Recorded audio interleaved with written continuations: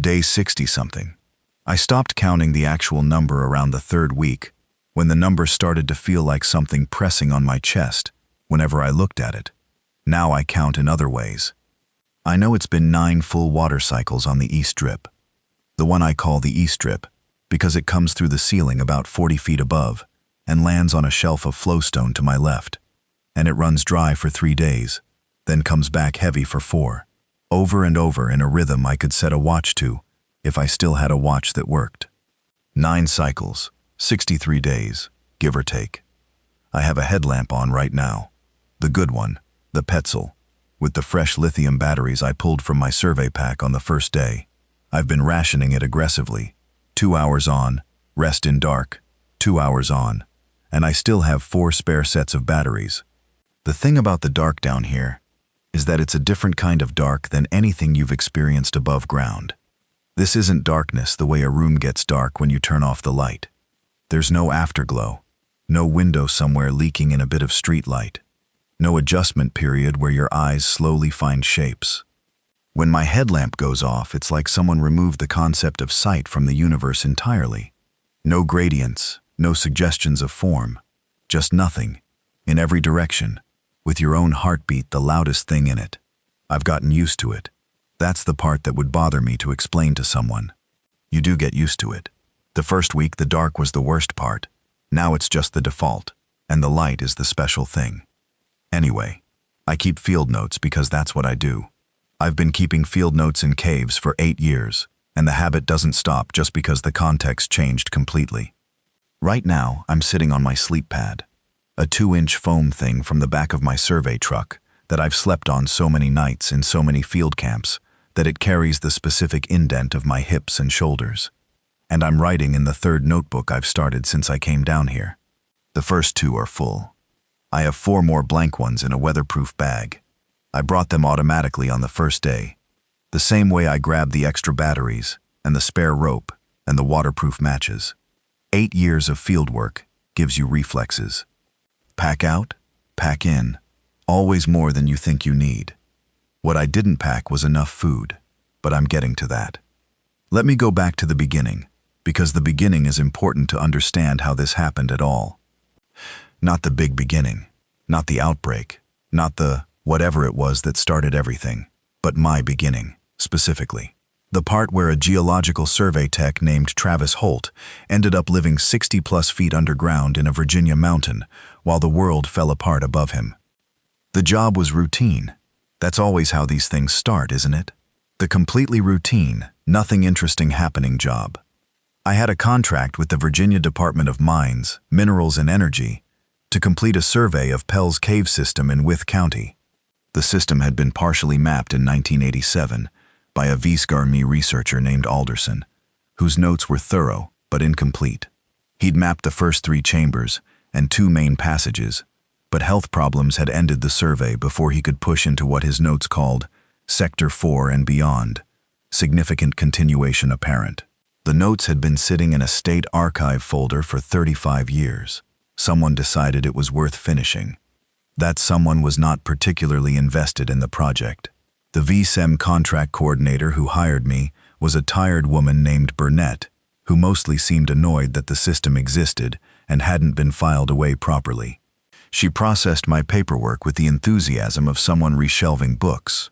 The contract was small, 12 days field time, plus lab work, plus a report, and the pay was not impressive.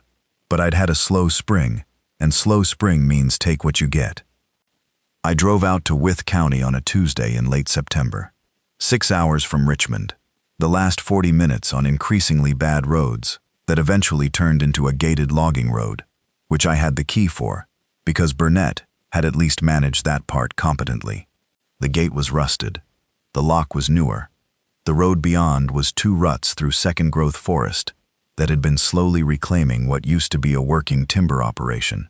Cleared out sometime in the 80s, the trees said. Definitely not touched since. I parked my truck at the end of the road, which ended without warning in a clearing where the stumps were oldest and the new trees were tallest. From there, it was a half-mile hike on a faint path that probably only existed because deer used it, up a ridgeline, through a boulder field, to a low limestone bluff where the entrance to Pell's was waiting. Pell's entrance is not impressive. It's a slot, basically, a horizontal gap in the base of the bluff, maybe 2 feet high and 4 feet wide, concealed by a shelf of rock above and a big cedar that has grown at an angle directly in front of it. If you didn't know what to look for, you'd walk right past it. Old Pell himself had apparently found it in 1947 when his dog went in and didn't come out, and he'd had to crawl after it. The dog was fine, by the way. It had found a bigger chamber inside and was just hanging around. This was in Alderson's notes. He'd interviewed Pell's daughter, who was in her 80s at the time, and remembered the story. I love that. I love that piece of it. A dog leading a farmer into a cave system that no one else would map for another 40 years. There's something in that, the completely accidental discovery. The farmer on his hands and knees in the dark, following the sound of his dog, that gets me in a way I've never figured out how to explain to people who aren't cave people. Anyway, I crawled through the entrance slot, which is always an uncomfortable few seconds no matter how many times you do it. And then the cave opened up. The first chamber is about the size of a 2-car garage, ceiling maybe 12 feet at the peak, which is a long way from 2 feet. Your eyes take that extra space as a gift after the crawl. The floor is flat, a rarity in karst systems, and covered in a fine tan silt that holds footprints beautifully. I could see Alderson's boot prints from 1987, still clear, barely disturbed. No one had been in here since his survey. That always does something to me too. 35 years of footprints sitting in the dark, waiting. I spent my first 3 days doing the standard work, mapping the known chambers, verifying Alderson's dimensions. He was slightly off in a few places, not his fault. Survey equipment was less precise then. Photographing formations, collecting water samples from the small pool in Chamber 2. Good work, methodical work, the kind of work I'm good at. On day 4, I pushed into the continuation Alderson had flagged. Through a low crawl at the back of Chamber 3 into what I immediately labeled Sector 4, which turned out to be a horizontal passage about 120 feet long that widened into a chamber larger than anything in the first 3 sectors. I called it Chamber 4A in my field notes, and I called it gorgeous in my head. Good stalactite formations, a dry floor, several passages leading off in different directions. One passage led up and northwest, and the air moving through it told me it went a long way. That's where I was on the morning of day 6 of my survey, when my handheld radio, a standard issue Midland unit I use to keep track of weather and check in with the VMI office every 2 days, started producing something I'd never heard out of it before. Not static. Something through the static. I should explain how cave radio works, or doesn't work, because it's relevant. In most cave systems, standard radio communication is basically useless underground. The rock absorbs signals. The deeper you go, the worse it gets. I'd given up on radio contact below Chamber 2 on my first day, standard expectation, and used the Midland mostly for weather checks at the entrance, before going in each morning. I'd left it running, because I prefer having the background noise, even if it's just hiss. 8 years of very quiet caves does something to your relationship with ambient sound. So I was in Chamber 4A, measuring a passage junction, when the static on the Midland shifted into something with structure. Not a voice yet, more like the shape of a voice. AM bleed, the way you sometimes catch the ghost of a distant signal bouncing off something wrong. I stopped measuring, moved toward the entrance passage to get closer to the surface. The signal got clearer. It was an emergency broadcast, the mechanical kind, the one that comes from EAS equipment that has been triggered regionally. A synthesized voice reading locations and instructions. I got fragments. Something about Roanoke. Something about hospitals. The phrase, "avoid contact," 3 times in a row. And then, a description of symptoms that made no sense in the context of any disease I knew about. Aggressive behavior, apparent loss of higher function, victims who had been attacked by affected individuals and showed rapid symptom onset. I stood in Chamber 3 for a long time with the radio in my hand. Then I walked to the entrance and crawled out into the daylight and sat on a flat rock in front of the cedar tree and listened to the Midland until I understood what I was hearing. It took about an hour. The broadcast was regional, Virginia Emergency Management, and it kept cycling. By the third full cycle, I had a rough picture. Something was happening in the population centers. Violent attacks, spreading fast, hospitals overwhelmed, military being deployed to urban areas. They used the word outbreak without specifying what kind. They told people to shelter in place. My phone had no service out here. I knew that already. The nearest cell coverage was about 8 miles back down the logging road, in a valley town called Galax. The nearest actual town was Galax. I sat there with the sun at about 11 in the morning, and the forest smelling like October, and thought about my options in a way that felt surprisingly calm. Calmer than it should have been, maybe.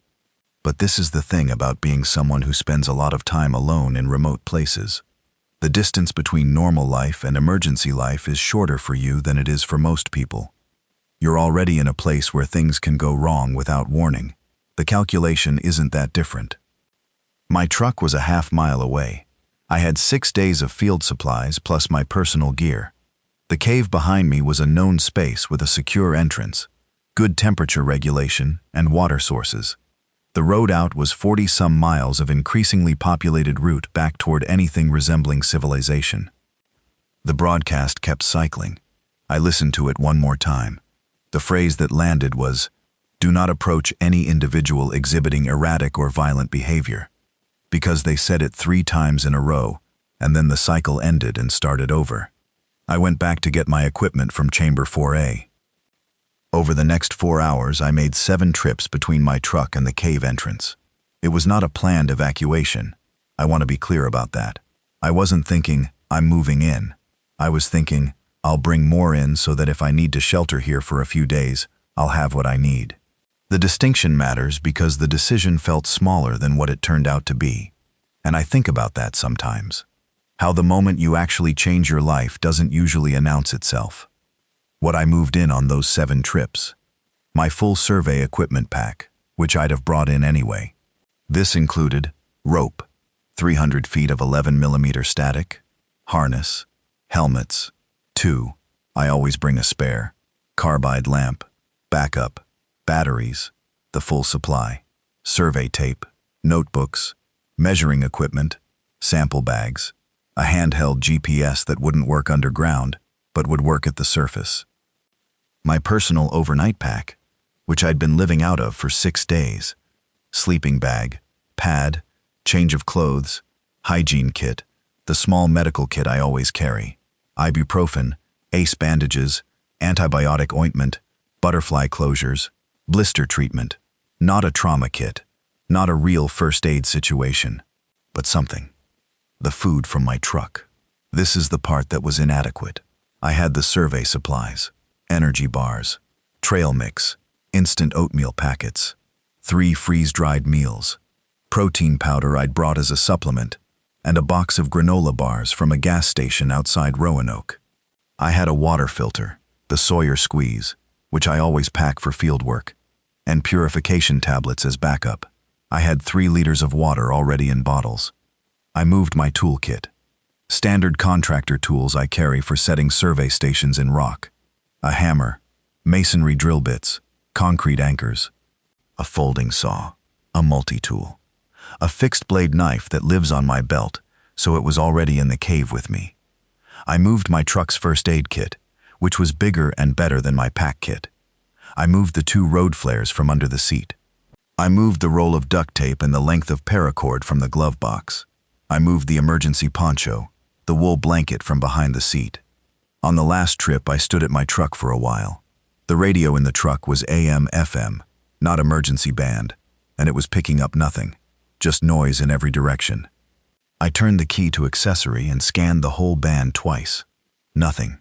Reached up and took the truck radio's antenna lead and disconnected it carefully. Pulled the whole unit out of the dash. The truck was an older model with a basic aftermarket radio that came free with a ground strap. It took 10 minutes. I brought the radio inside, plus the truck's battery jumper cables and a small tire inflation compressor that ran off the 12-volt port. I had some dim idea about power. Last thing I took was a clear plastic storage bin from the truck bed that I used for sample organization. Empty. But containers are containers. Then I went back up the path, crawled through the entrance slot, and didn't come back out for 63 days. The first week is the week I don't like thinking about, which is odd, because nothing particularly bad happened during it. It was the week of adjustment, which is to say it was the week of understanding what I had actually gotten myself into. The emotional arithmetic of that first week went something like this. Day 1 and 2 were fine. I was occupied. Occupied people don't have room to feel things. I was sorting supplies, organizing the space, doing the practical work of making Chamber 4A into something I could actually live in, rather than just visit. Day 3 is where it went sideways for about 18 hours. Day 3 is where I sat in the dark with my headlamp off and thought about Diane, my sister, who was in Cincinnati, and who I hadn't called in 3 weeks because we were both bad at calling each other first, and she'd been busy with her renovation, and I'd been out here with no service. I thought about whether she knew, whether she was okay, whether the broadcast was a regional thing or a national thing, and whether Cincinnati was in it. And then I thought, in the middle of that 18 hours, that I had absolutely no way to know any of those answers, and that the part of my brain trying to process the unknowables was going to burn itself out if I let it keep running. So I turned my headlamp back on and went back to work. That's the decision I made on day 3. It's not a dramatic decision, and it doesn't make me special. It's just the decision. You pick what you can control, and you put your whole brain there, and you let the rest of it go quiet. It's either that or you sit in the dark and unravel, and the dark doesn't care either way. What I could control: water. Pell's system had 2 reliable water sources in the portion I'd mapped. The pool in Chamber 2, which collected through fissures above, groundwater, essentially, filtered through limestone over years or decades. Perfectly safe to drink, chemically. I ran it through the Sawyer filter anyway, because I wasn't willing to gamble on Giardia. The pool was maybe 30 inches across and 18 deep, fed slowly and steadily. It wasn't going to run dry. The second source was the east drip, the formation drip I mentioned at the start, the one that became my calendar. This was rain-dependent, surface water coming through a crack about 40 feet above the chamber floor, less reliable, better tasting. Rainwater filtered through limestone is remarkably clean. I set the storage bin under the drip when it was running and collected what I could. I had, by my estimate, enough water for as long as the sources held, which, in a limestone karst system in the Appalachians, is essentially indefinitely, unless a multi-year drought changes the regional hydrology. That was one thing I was not worried about. Food was a different equation entirely. I did the inventory on day 2 and the result was not comfortable. Energy bars, 22. Trail mix, 4 bags, maybe 3 pounds total. Instant oatmeal, 8 packets. Freeze-dried meals, 3. Granola bars, 14. Protein powder, enough for maybe 12 servings. Miscellaneous, a partial bag of beef jerky, 2 packets of instant ramen, 4 single-serve peanut butter squeeze packets. The gas station gummy bears I'd bought outside Roanoke, which I'd been meaning to eat and hadn't. Total caloric estimate, maybe 9,000 calories. If I ate normally, 2,000 a day, that was 4.5 days. If I went to survival rations, 500 to 1,000 a day, maybe 3 weeks. 3 weeks wasn't enough time. Even in my most optimistic reading of the situation, 3 weeks wasn't going to see me through to whatever came next. I ate 2 granola bars on day 2 and thought about the problem. The cave system I was in went places I hadn't surveyed yet. The upper northwest passage from Chamber 4A, the one with moving air, went somewhere.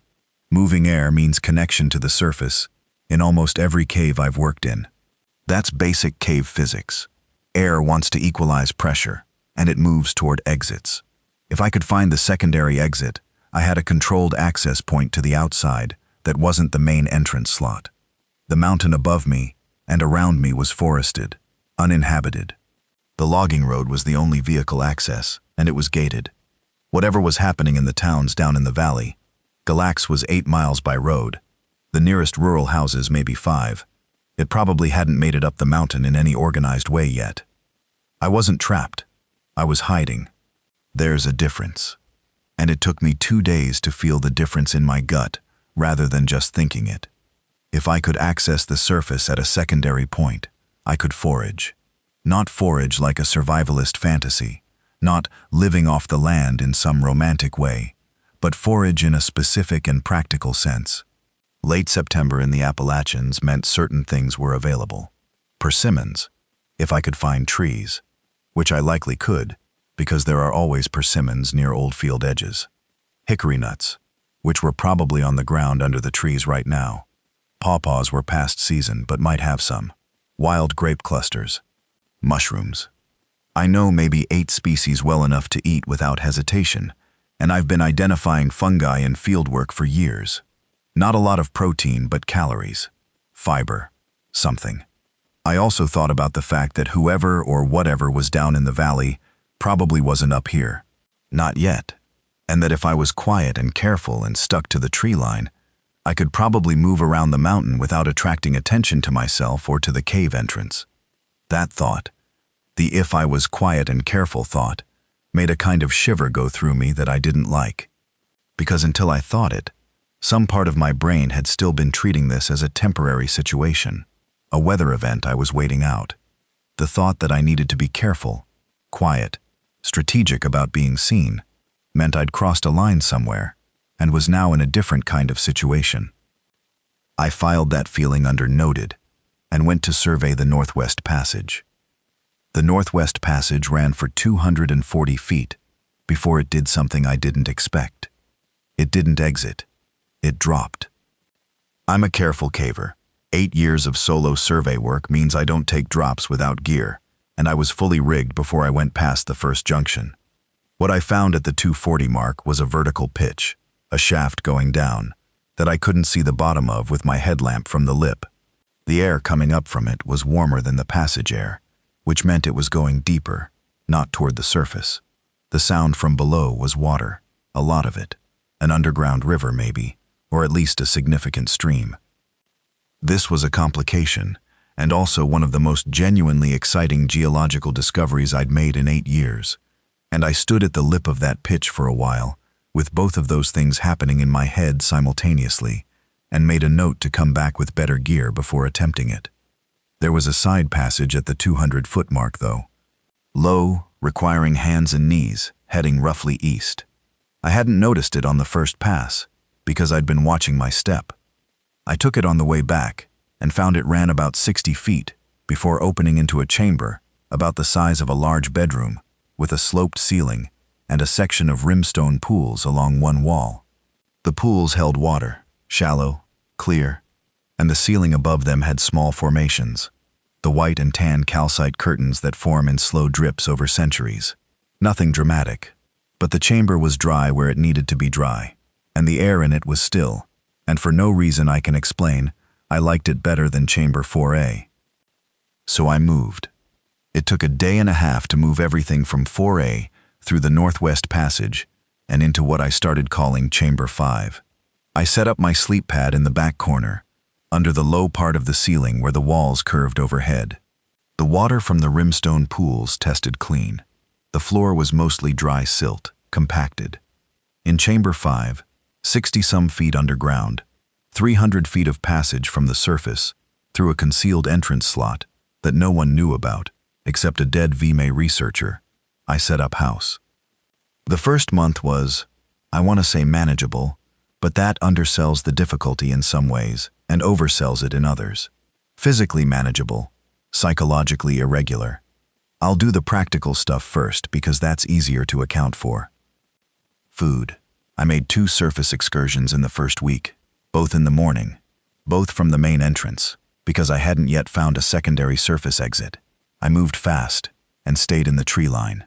The mountain was quiet. In the distance, I'd estimate 4 or 5 miles. Hard to judge in the mountains. I could sometimes hear sounds that I couldn't identify clearly. Traffic, maybe. Sirens, once. Very faint. Voices, once. That might have been a radio someone had on in a vehicle moving along a distant road. I didn't investigate any of it. What I found on those 2 surface excursions, a significant stand of hickory trees, maybe 100 yards from the cave entrance in the opposite direction from the logging road. The ground under them was covered in green husks, the nuts inside hard and full. Late September hickory, perfect timing. I filled my sample bags 4 times. A quarter-mile further up the ridge, I found a wild persimmon tree, loaded, the fruit just starting to turn orange.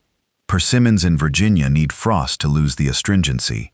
I knew that, so I left most of them and took the ones that had already softened. Found 1 chanterelle flush under a beech tree, small, but clean and certain. Golden orange, the unmistakable smell. Found more on subsequent days. The nuts were the win.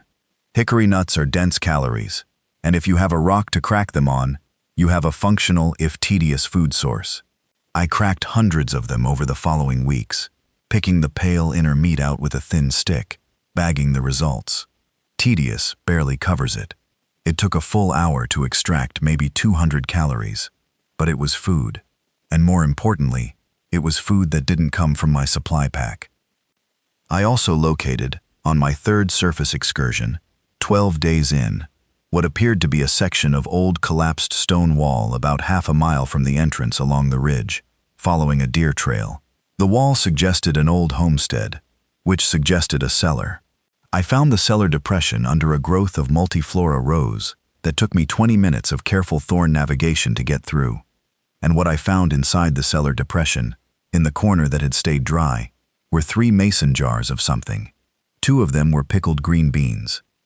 One of them was what I eventually decided were pickled wild ramps.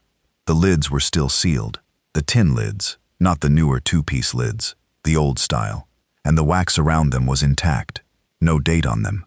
But the contents looked fine and smelled fine when I opened one carefully with my knife blade and tasted the liquid.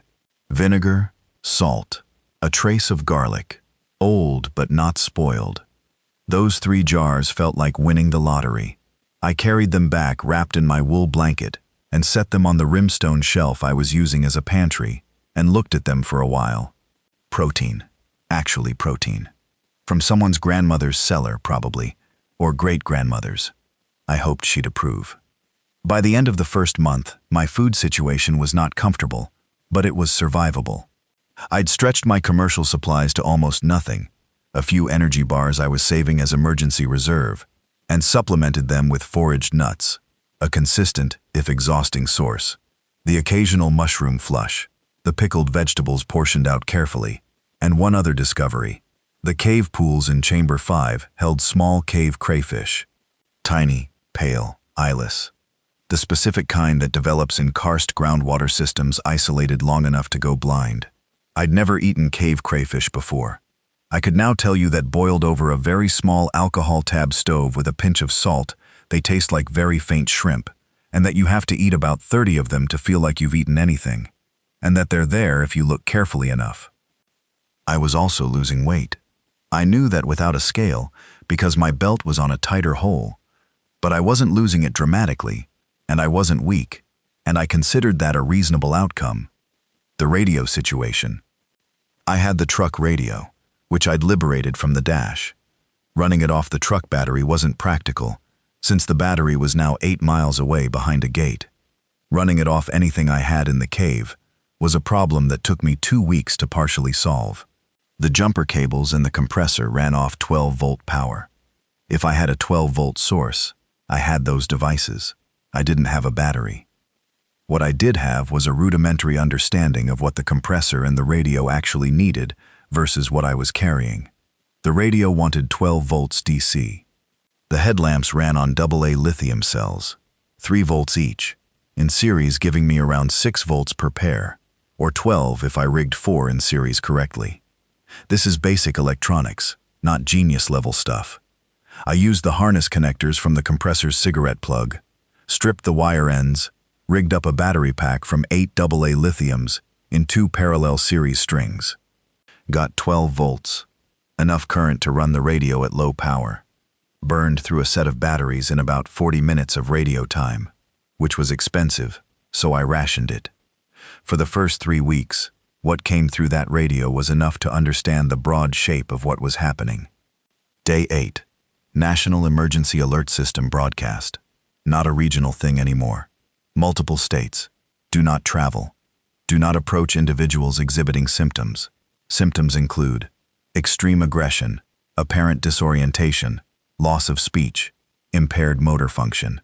They said something about CDC protocols, and something about military establishment of safe zones. But the signal was fading in and out, and I got half of it.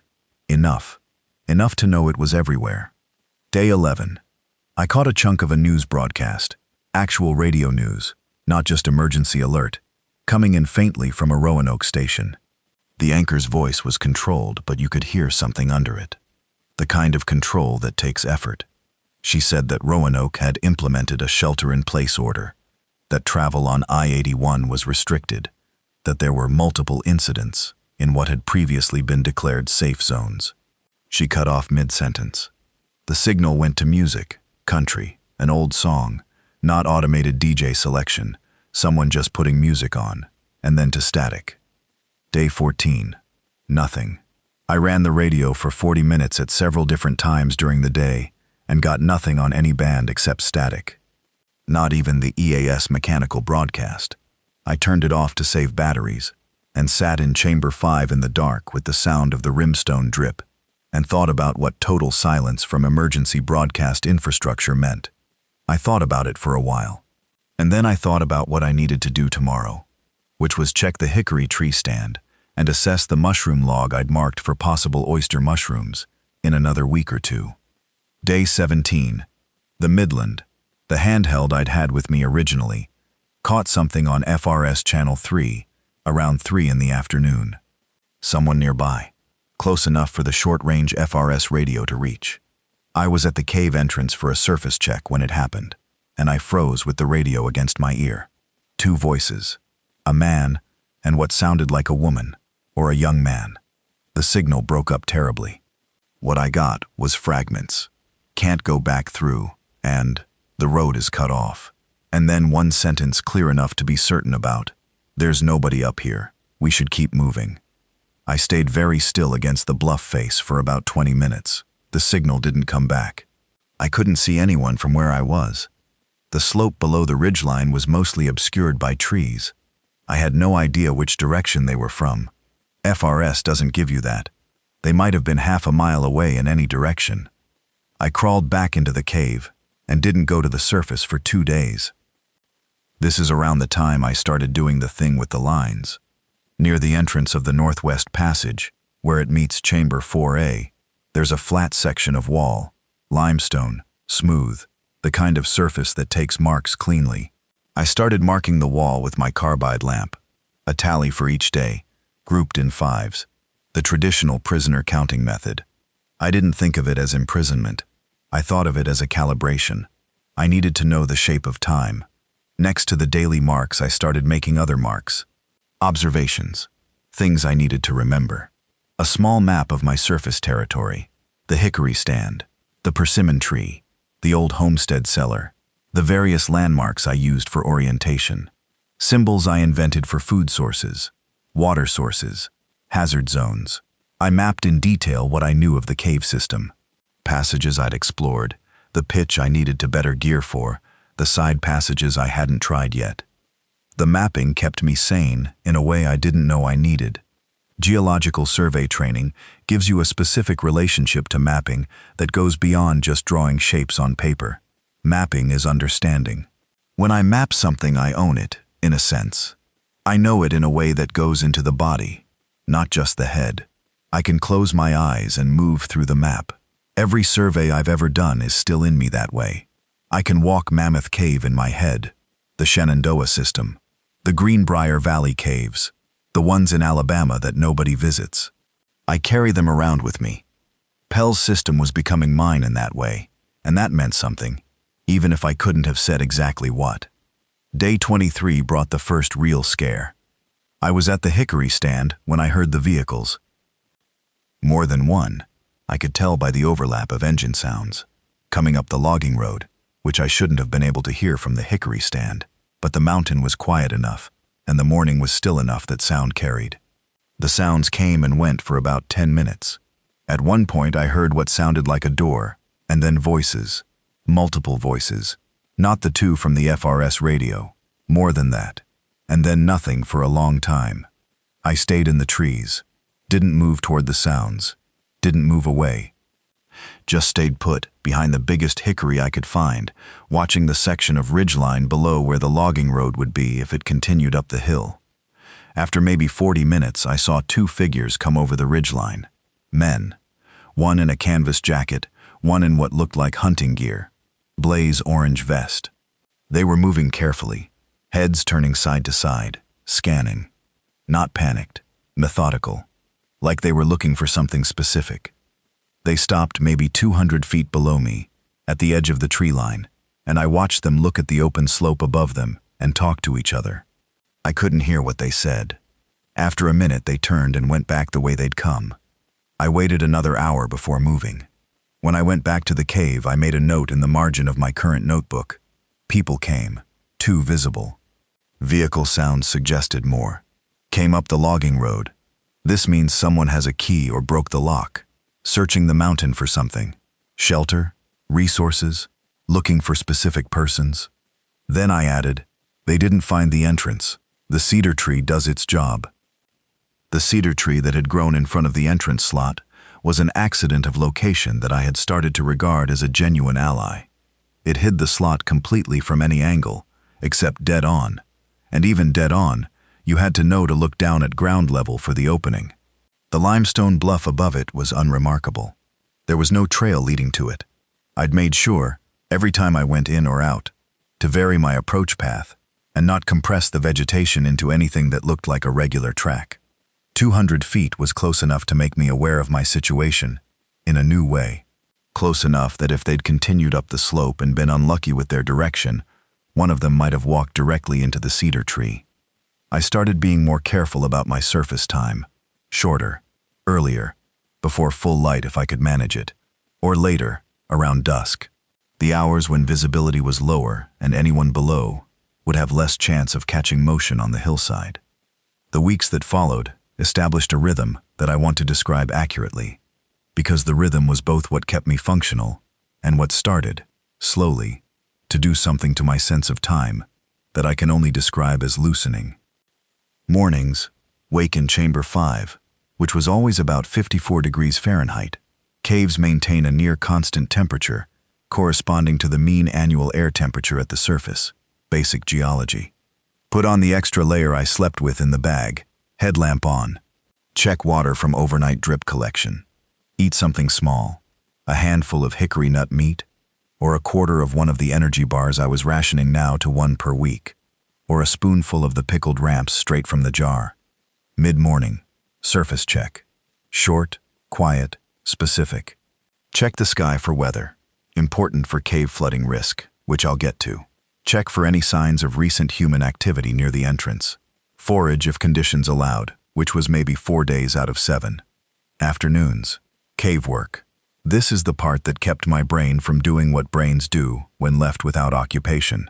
I was surveying, finishing the map of Pels, pushing new passages, cataloging formations, doing the work I'd originally been contracted to do, because doing the work was the thing I knew how to do.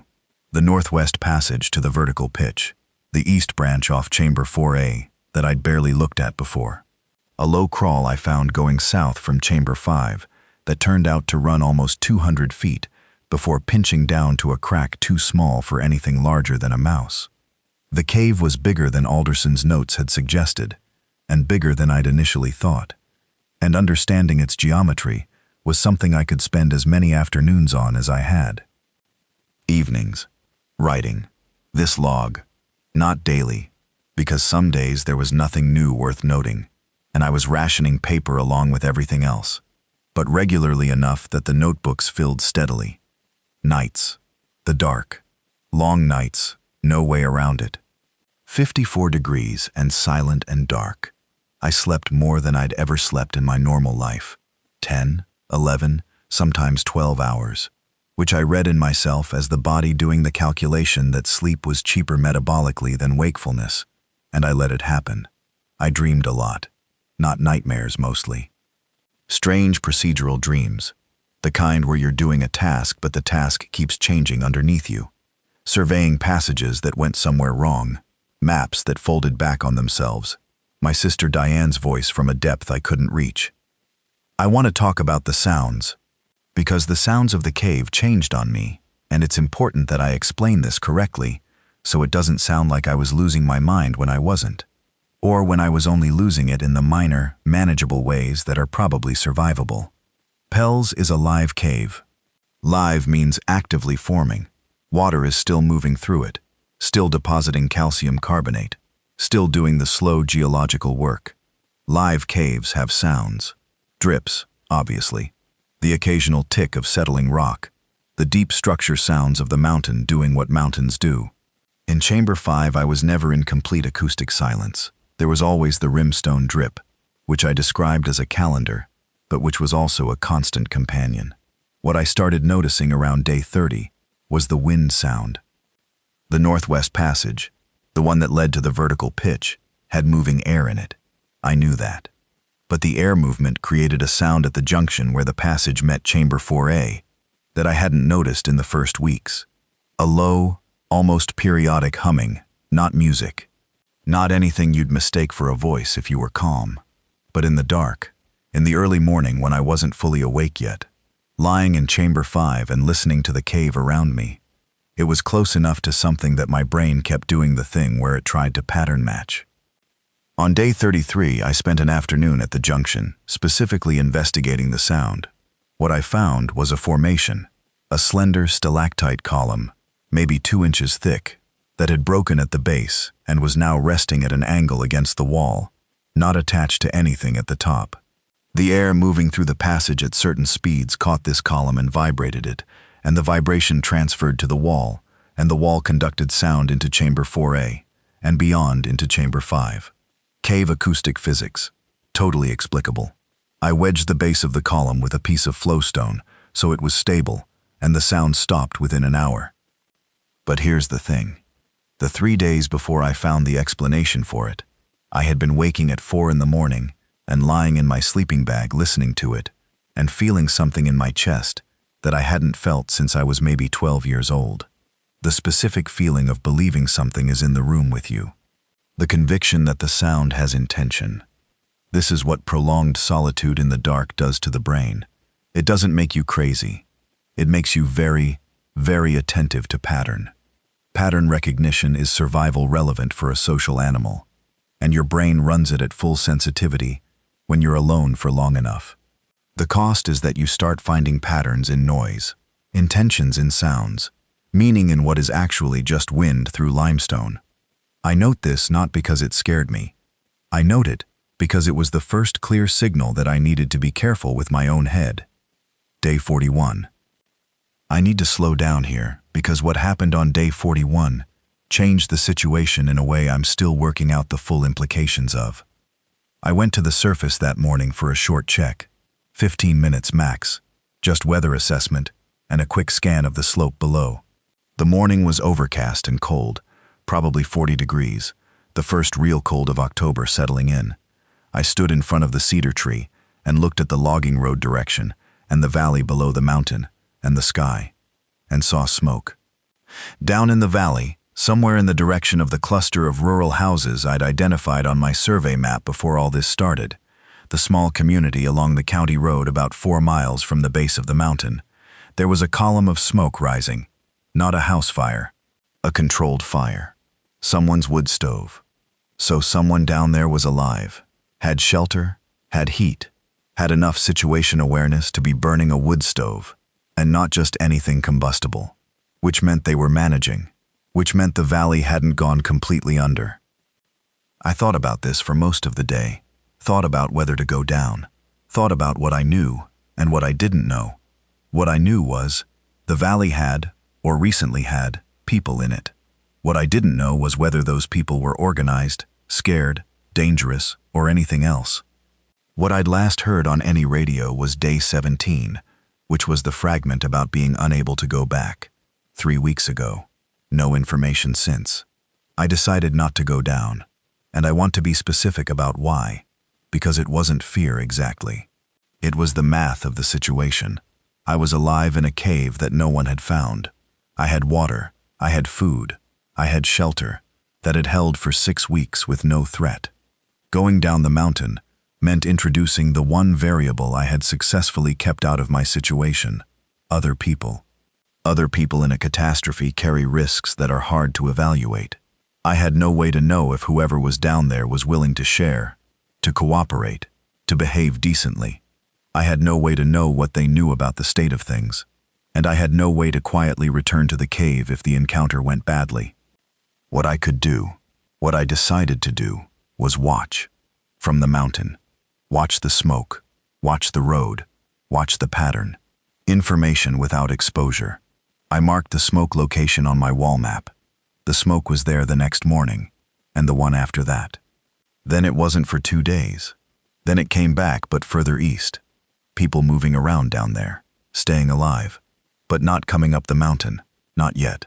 Day 47 changed the sound-based understanding of my situation. I was deep in the Northwest Passage, about 200 feet in, running my survey lines past the last station I'd set, when I heard something behind me, above me and behind me, coming from Chamber 4A direction. My hand froze on the survey tape. I turned my headlamp off. In the dark, I listened. Footsteps. Not mine.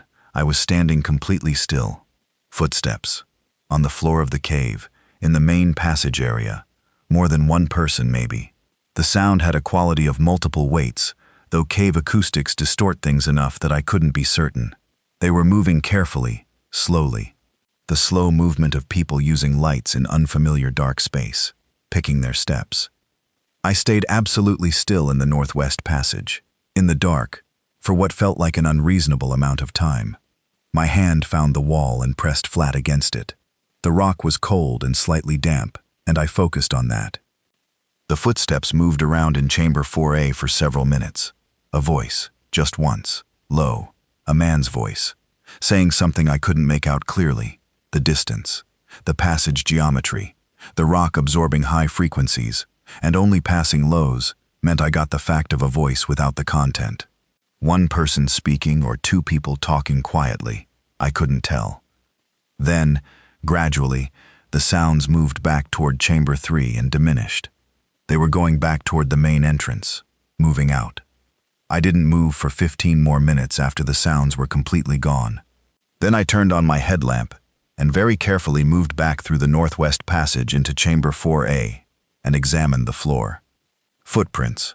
Clear ones, in the silt that had settled over my older prints. 2 sets, different-sized boots. They'd come into Chamber 4A and gone back out. They hadn't found the Northwest Passage junction, or if they had, they hadn't taken it. The junction wasn't obvious. The passage entrance was low and partially shadowed by a column formation, and unless you were looking specifically for it, or happened to swing your light at the right angle, it would read as a shadow rather than a hole. I stood looking at those footprints for a long time. 2 people had come into Pell's, found the main chambers, not found me, left. I made 2 separate notes in my log about this. The first was, others know about the cave, either independently found it or knew of it previously. The cave is no longer as secure as assumed. The second was, the Northwest Passage junction is the key. It is the thing that makes Chamber 5 different from a cave system that people can find. I need to make sure it stays invisible. I spent 2 hours that afternoon moving loose rock and breakdown from the floor and building up a low wall of stone at the base of the Northwest Passage entrance.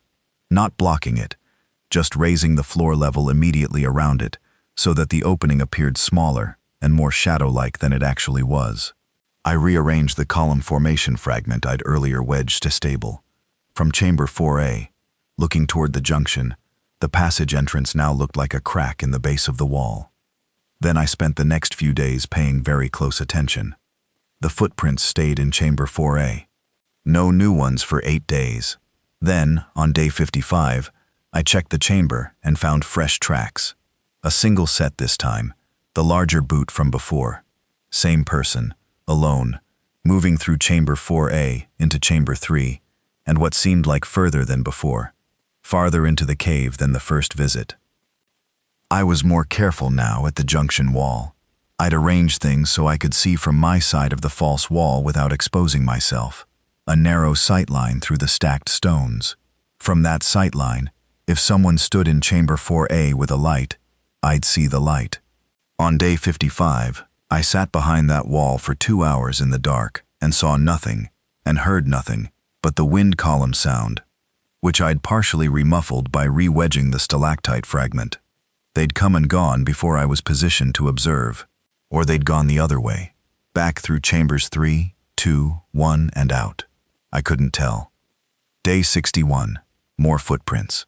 2 sets again, different configuration this time. They'd crossed the chamber in a different pattern, moved around a central area as if examining it, then left in the direction of chamber 3. Day 63.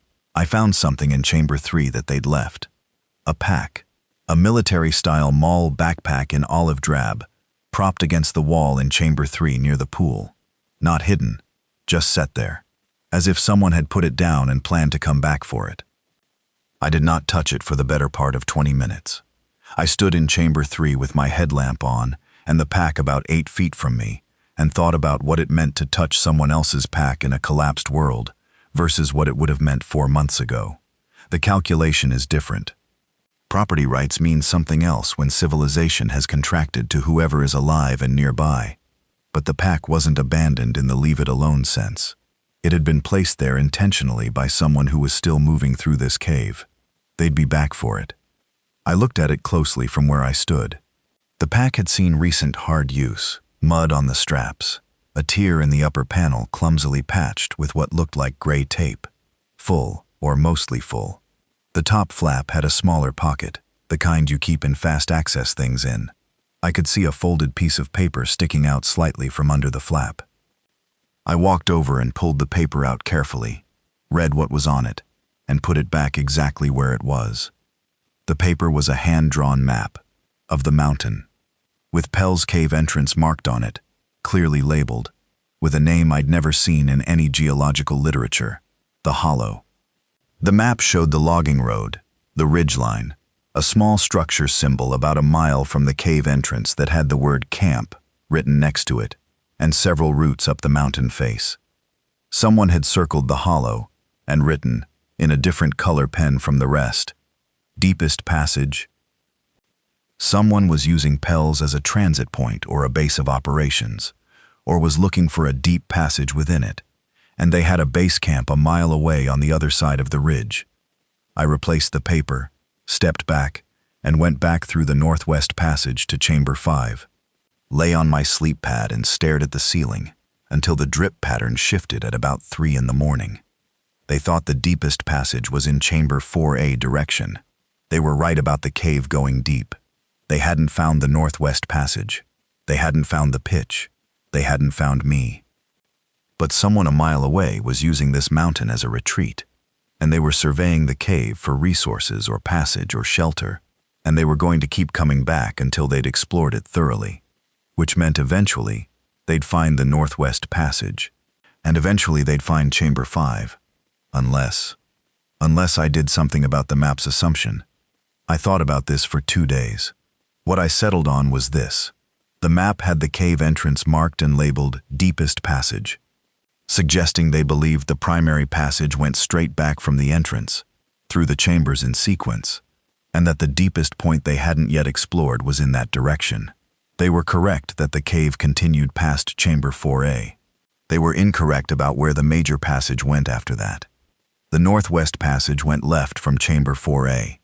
The continuation they were most likely to find first was straight ahead, a smaller passage going east that I'd explored and found dead-ended in about 60 feet at a breakdown pile. If that passage was made to look like the significant route, they'd spend time on it. And time on the wrong passage was time not spent on the northwest passage. I spent an afternoon in chamber 4A, making the east, dead-end passage look more significant. Carried some of my own earlier survey tape to its entrance, and fixed a piece to the wall, the way we mark survey stations. Subtle enough to look accidental if you didn't know what survey tape was, but compelling enough to suggest that someone had been that way with purpose. I opened the breakdown at the end slightly, moving stones carefully to suggest continued exploration. made the floor look more trafficked. I felt like a terrible person the entire time I was doing this.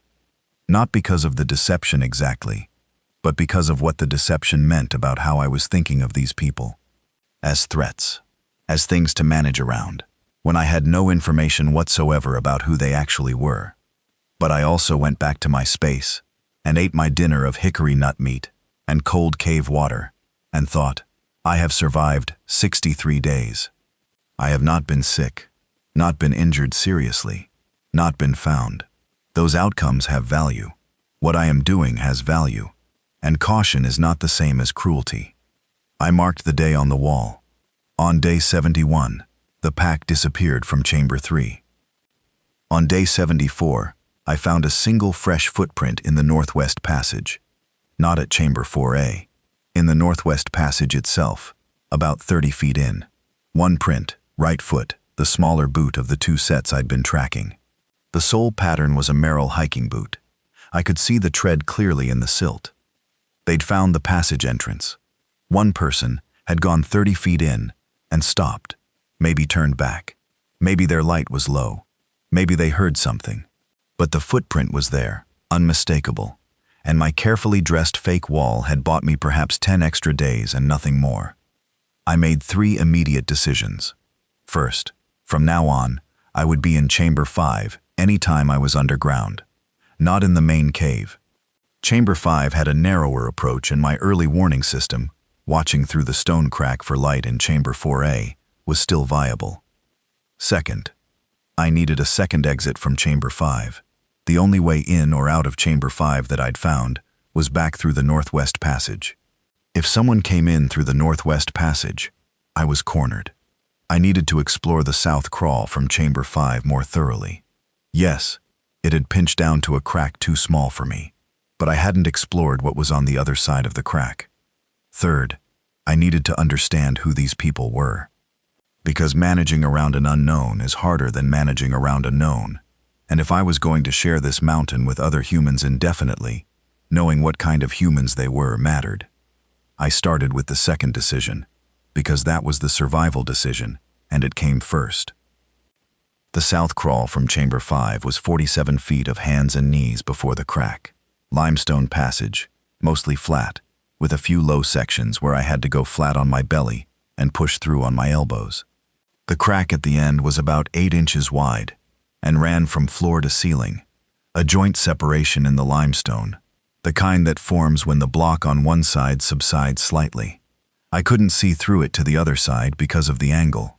What I could do was put my face up to it and feel the air. The air through the crack was moving, outward, moving toward me, out of the crack and into the south crawl, which meant the other side connected to the surface somewhere. I spent an afternoon with my hammer and a carbide steel chisel. I carry a hand chisel for sample collection, carefully testing the crack. The limestone on either side of the joint was firm. I wasn't going to chip through solid rock anytime soon. But the joint itself had fill, softer calcite and clay material that had accumulated in the crack over time. In places, it was 3 to 4 inches thick, and the material itself was relatively friable, breakable. This is the kind of work that takes not days but weeks. I want to be honest about that. Chipping at a limestone joint with a hand chisel, moving maybe a 1/4 inch of width per hour of careful work, keeping the resulting debris managed so the crawl behind me didn't become impassable with rock flour. Slow, tedious, necessary. It became my afternoon project. Every afternoon, 2 hours of very slow chipping, making the crack wider. By day 80, it was 10 inches. By day 90, 14. By day 100, I could get my head and one shoulder through if I turned sideways. The other side, which I could see now with my headlamp through the crack as I worked on it, another chamber, smaller than chamber 5 but similar character, dry floor, and a daylight glow, faint but real, coming from somewhere above, which explained the outward airflow. The surface was up there. I kept working. Day 79. The observation that I told you I was going to make about the people using the cave. I made it. I found a position, not in the cave but outside, on the hillside above the bluff.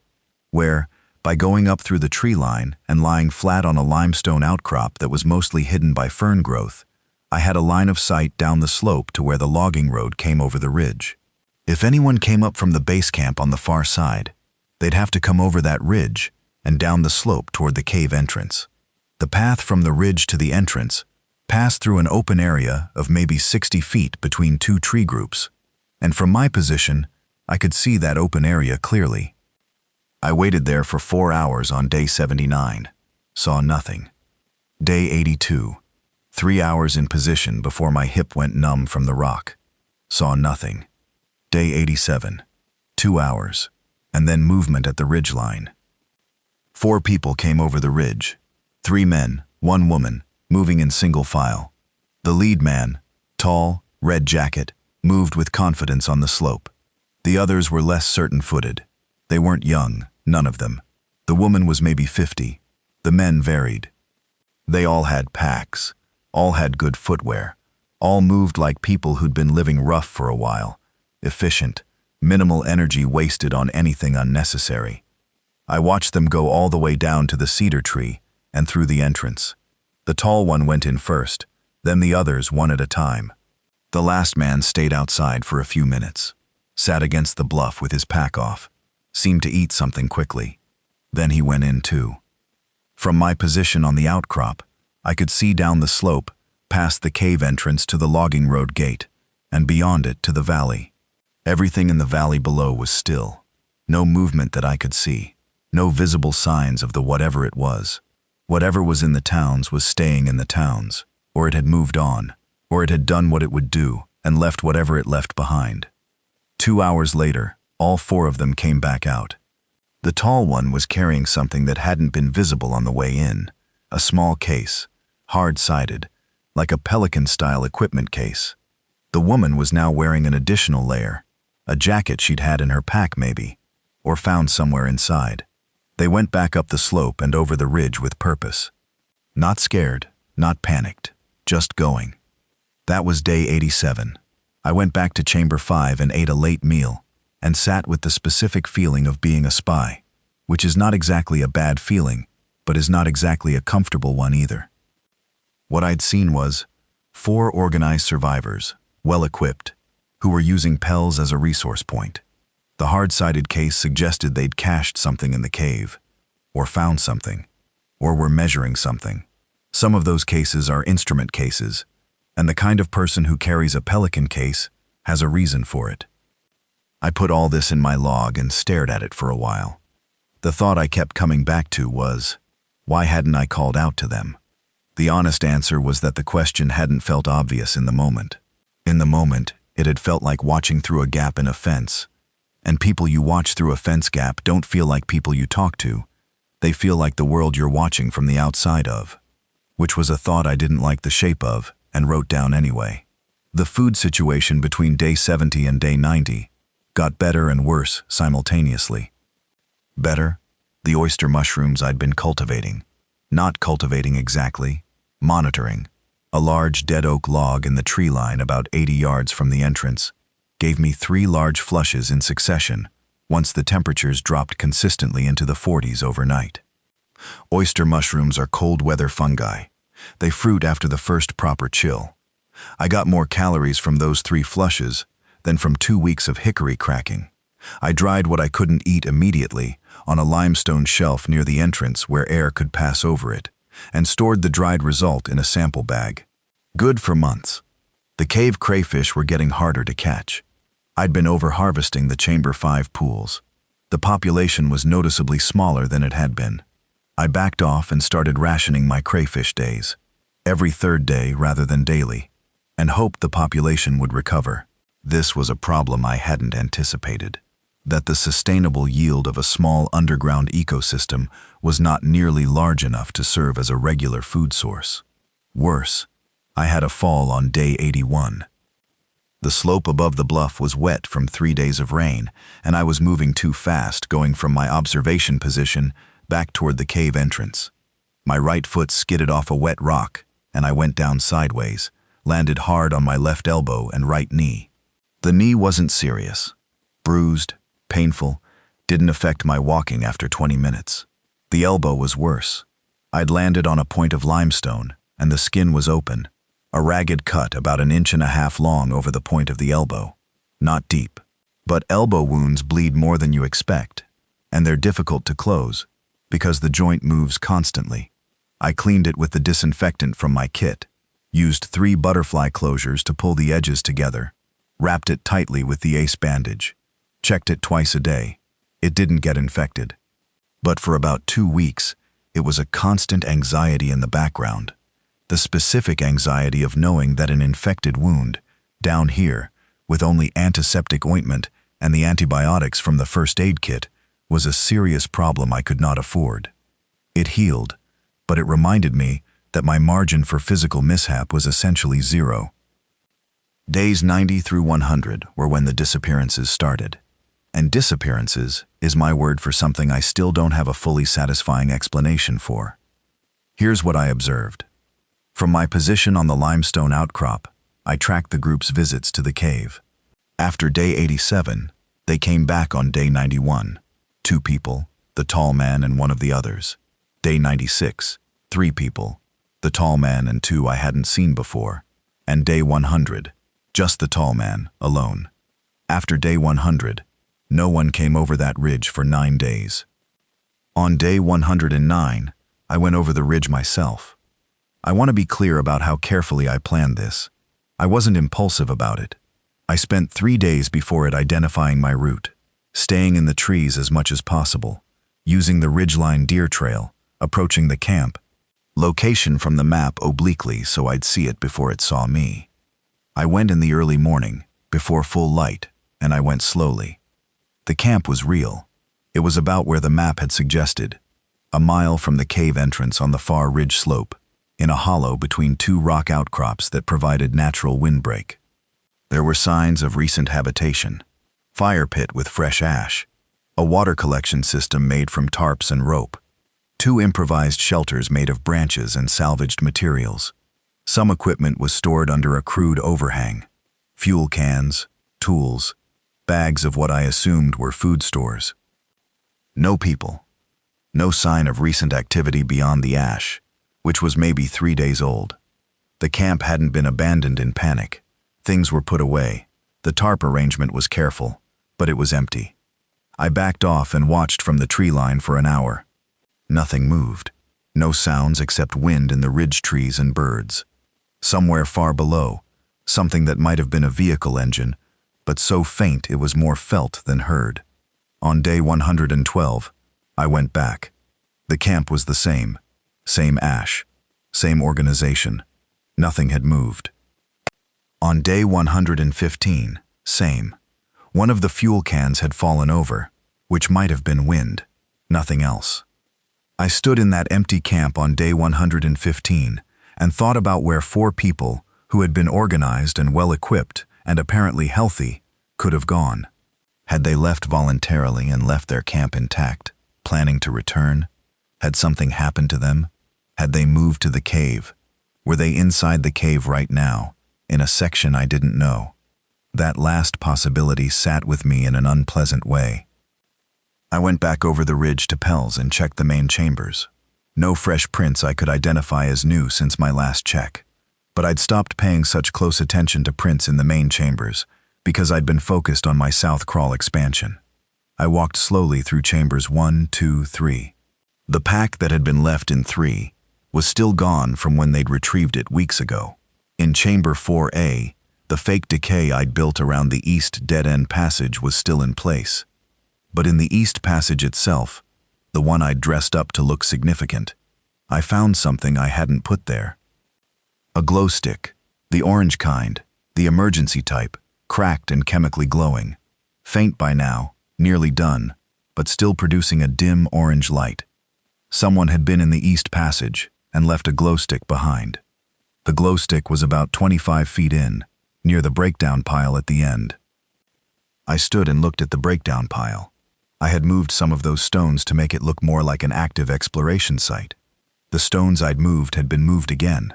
Someone had done real digging into the breakdown. Not much, but focused, in the corner where the pile met the wall. In that corner, under 2 stones, was a small metal box, the kind that used to come with waterproof matches inside. A hinged tin about 4 inches by 2. I took it out and opened it. Inside, a folded note and a USB drive. The note said, in neat handwriting, "If you're reading this and you're not Jerry, stop. If you're reading this and you are Jerry, the drive has the Whitmore data. Leave it here. We'll be back for it by day 15. Day 15 of what calendar? I couldn't know. And I didn't know who Jerry was. And I certainly didn't know what the Whitmore data was. I photographed the note with my eyes, memorized it actually, in the way I've memorized maps and geological data for years, which is to say it just stuck, and put it back in the tin, and put the tin back under the stones. The drive was still in the tin. Whoever Jerry was, he hadn't come to get it, or he had come and not found it. I took the glow stick, left everything else exactly as I'd found it. The Whitmore data. I'm going to tell you what I eventually understood Whitmore to mean, but that comes later. On day 115 I didn't know, and I'm going to tell this in the order I actually understood things rather than jumping ahead, because the order matters for how the understanding feels. What I spent the next several weeks thinking about, between day 115 and day 140, while I worked on the south crawl and kept my surface foraging routine and stopped seeing any visitors to the cave at all, was the question of what these people were doing on this mountain, and where they had gone, and why they had not come back for what sounded like important data. The possibilities I ran in my head, in rough order of probability. 1.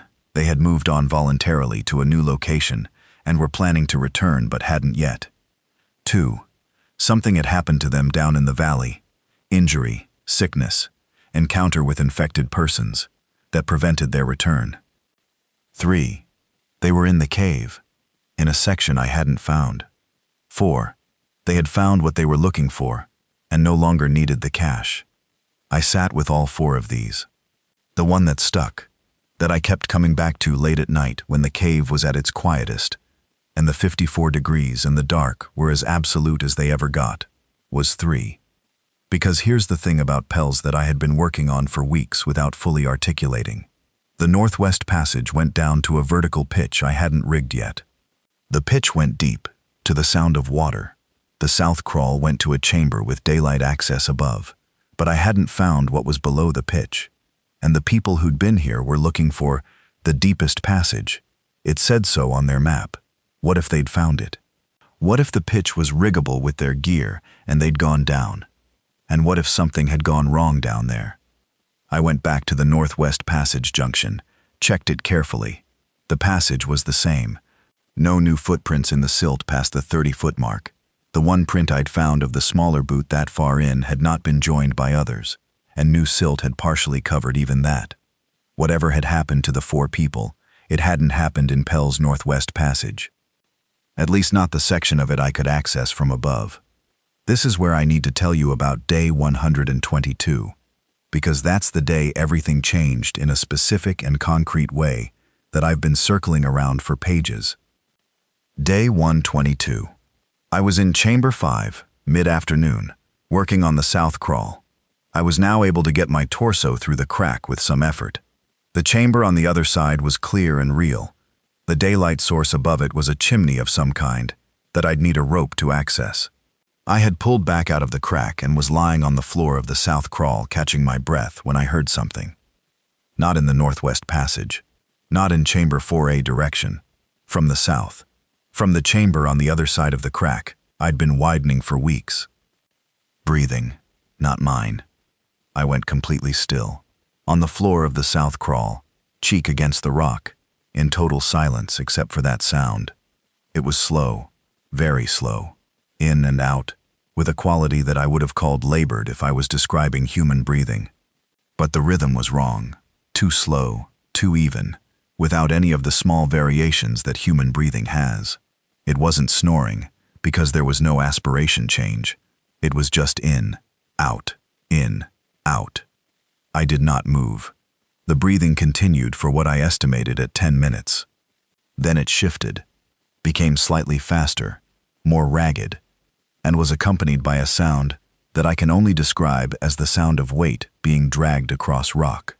Something moving across the floor of the far chamber. Something large enough to make that specific sound. Then it was gone. Not suddenly. The sounds diminished gradually toward the far side of the chamber, toward the chimney access I'd been planning to use, moving away, up, and then nothing. I lay on the floor of the south crawl in the dark for a very long time. Here's what my brain did, and I'm going to describe this clearly because I think it's important. My brain ran every possible explanation in parallel. Animal, large animal, black bear possibly. Bears do enter cave systems, particularly in pre-hibernation wandering, and sometimes for hibernation itself. The breathing was slow enough to be a drowsing bear. The sound of movement was consistent with bear body mass. This was the rational explanation, and I assigned it very high probability. But there was a second explanation that I assigned low probability to, while being unable to fully dismiss it. What I'd heard about infected individuals, from the emergency broadcasts, from the fragments of news before all of it went dark, included the phrase impaired motor function and apparent disorientation. What if one of them had come up the mountain, stumbled through the chimney access, come into the cave system from above, from the outside world I'd been hiding from, through an entrance I hadn't found yet? And what if it had been in the far chamber for a while, not knowing how to get out, not having the cognitive function to problem solve a way back up the chimney, just existing in the dark? In total darkness, I thought about what total darkness would do to something that navigated by sight, disoriented, already, in total dark, in a confined space, with no social signals, no landmarks, no stimulation, except the cold and the stone and the sound of dripping. I thought about it for a very long time. Then I thought, I need to know which one this is, because the response to bear in the far chamber and the response to infected individual in the far chamber are different responses, dramatically different, and getting the response wrong in either direction is a problem. The south crawl access to the far chamber was through the crack. The crack was now wide enough for me to get through with effort. If I went through the crack and into the chamber with my headlamp, I would have roughly 3 seconds of information before whatever was in there had time to react to the light. I decided to go through the crack in the morning, when I'd be most alert. I didn't sleep much that night. Morning of day 123. I prepared as methodically as I could. Headlamp fresh batteries, on and tested. Fixed blade knife on my belt, unsnapped. The rock hammer in my right hand, not because it was a great weapon, but because it was the heaviest tool I had, and it had a long handle. Rope looped over my shoulder in case I needed to move fast through the crack. I went through the crack face first, turning sideways, pulling myself with my left hand on the far side edge and pushing with my feet. The chamber was small, about 20 feet across, irregular ceiling from 7 to 3 feet. The daylight above came from a shaft in the ceiling, maybe 12 inches wide, 15 feet up, too narrow to see through clearly, but letting in enough ambient light that the chamber wasn't in total darkness. Gray light, shadow quality. I came up to my knees and turned on my headlamp and swung it around the chamber. Empty. No bear, no person, no anything alive. The floor was a mix of silt and old flowstone, and there were clear drag marks, and the pattern of those drag marks, which I studied for a while on hands and knees with my headlamp at floor level, was wrong for a bear. The stride pattern, because even dragging, the marks alternated in a rhythm, was human. Bipedal, wide stance, shuffling, the foot impressions partially dragged rather than cleanly lifted, and the impressions themselves, boot-shaped. Boots with a worn sole, the tread pattern almost completely gone. Something that had been wearing shoes had been in this chamber. I checked the chimney above. The shaft was tight and rough-edged, and the marks on the walls going up were recent. Fresh, pale scratches on the limestone showing where something had climbed. Climbed poorly. Finger marks, smear marks. The kind of marks you make if you are not climbing with any coordination, but are making upward progress by sheer effort. Something had been in this chamber, had left through the chimney above, was now outside. I went through the crack back into the south crawl and back to chamber 5, and sat on my sleep pad for about an hour, processed what I'd seen, made notes. If an infected individual had entered the cave through the chimney, and that's what the physical evidence suggested, it was gone now. It had been here, possibly for days, possibly longer, in total darkness and 54 degrees. It had eventually found the chimney and gone back up. This told me three things about how they function. First, in the dark, without sensory input to trigger aggressive behavior, they don't actively seek. They just persist, breathe, wait. There's no hunting behavior in the absence of stimuli. This matched what the emergency broadcasts had suggested: apparent disorientation, loss of higher function. Without someone to react to, without sound or light, they're not doing anything organized. Second, given enough time, they will seek exits. Not cognitively, not by problem solving, but by some residual drive toward light or air movement or warmth differential. The chimney had light coming in. Something in the animal architecture of the body still recognizes light as the way to go. Third, and this was the one that I kept coming back to, that changed my understanding of what my cave was and wasn't. The cave system connected to the outside through that chimney, and the chimney was passable, which meant I now had strong reason to figure out what was up there. But not yet, because something had gone out that way and I didn't know where it was. Days. 1:25 through 1:40 were quiet. No more sounds from the far chamber. My surface excursions from the main entrance continued without incident. I was moving faster now, more efficient, knowing exactly where to go and how long each task would take. The hickory season was ending, and I switched my nut focus to acorns, which are more work. Tannins require leaching, but more plentiful. I'd found a stream about 400 yards from the entrance along the ridge where I could soak cracked acorn meat in moving water to reduce the bitterness. It took a full day of soaking per batch, but the result was calorie-dense and filling in a way that hickory nuts alone weren't. I was also tracking the valley below more carefully. The smoke had changed. Now there were two separate columns, in different locations, both consistent. Two separate occupied locations, or one location that had moved, maybe growing.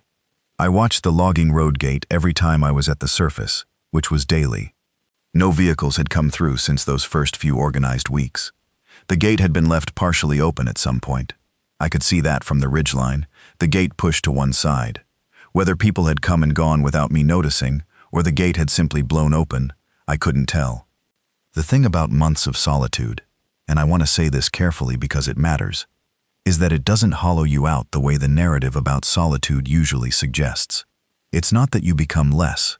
It's more that you become very precisely yourself. All the social scaffolding that you don't notice you carry around normally, the way you modify your behavior based on who you're with, the way you pre-edit what you say, the performance of being fine when you're not, the performance of not caring when you do, all of that quietly falls away because there's no audience for it. What's left is something stripped but not empty. Just you, quite bare, doing the work. I noted in my log around day 135 that I had stopped being lonely in the acute sense.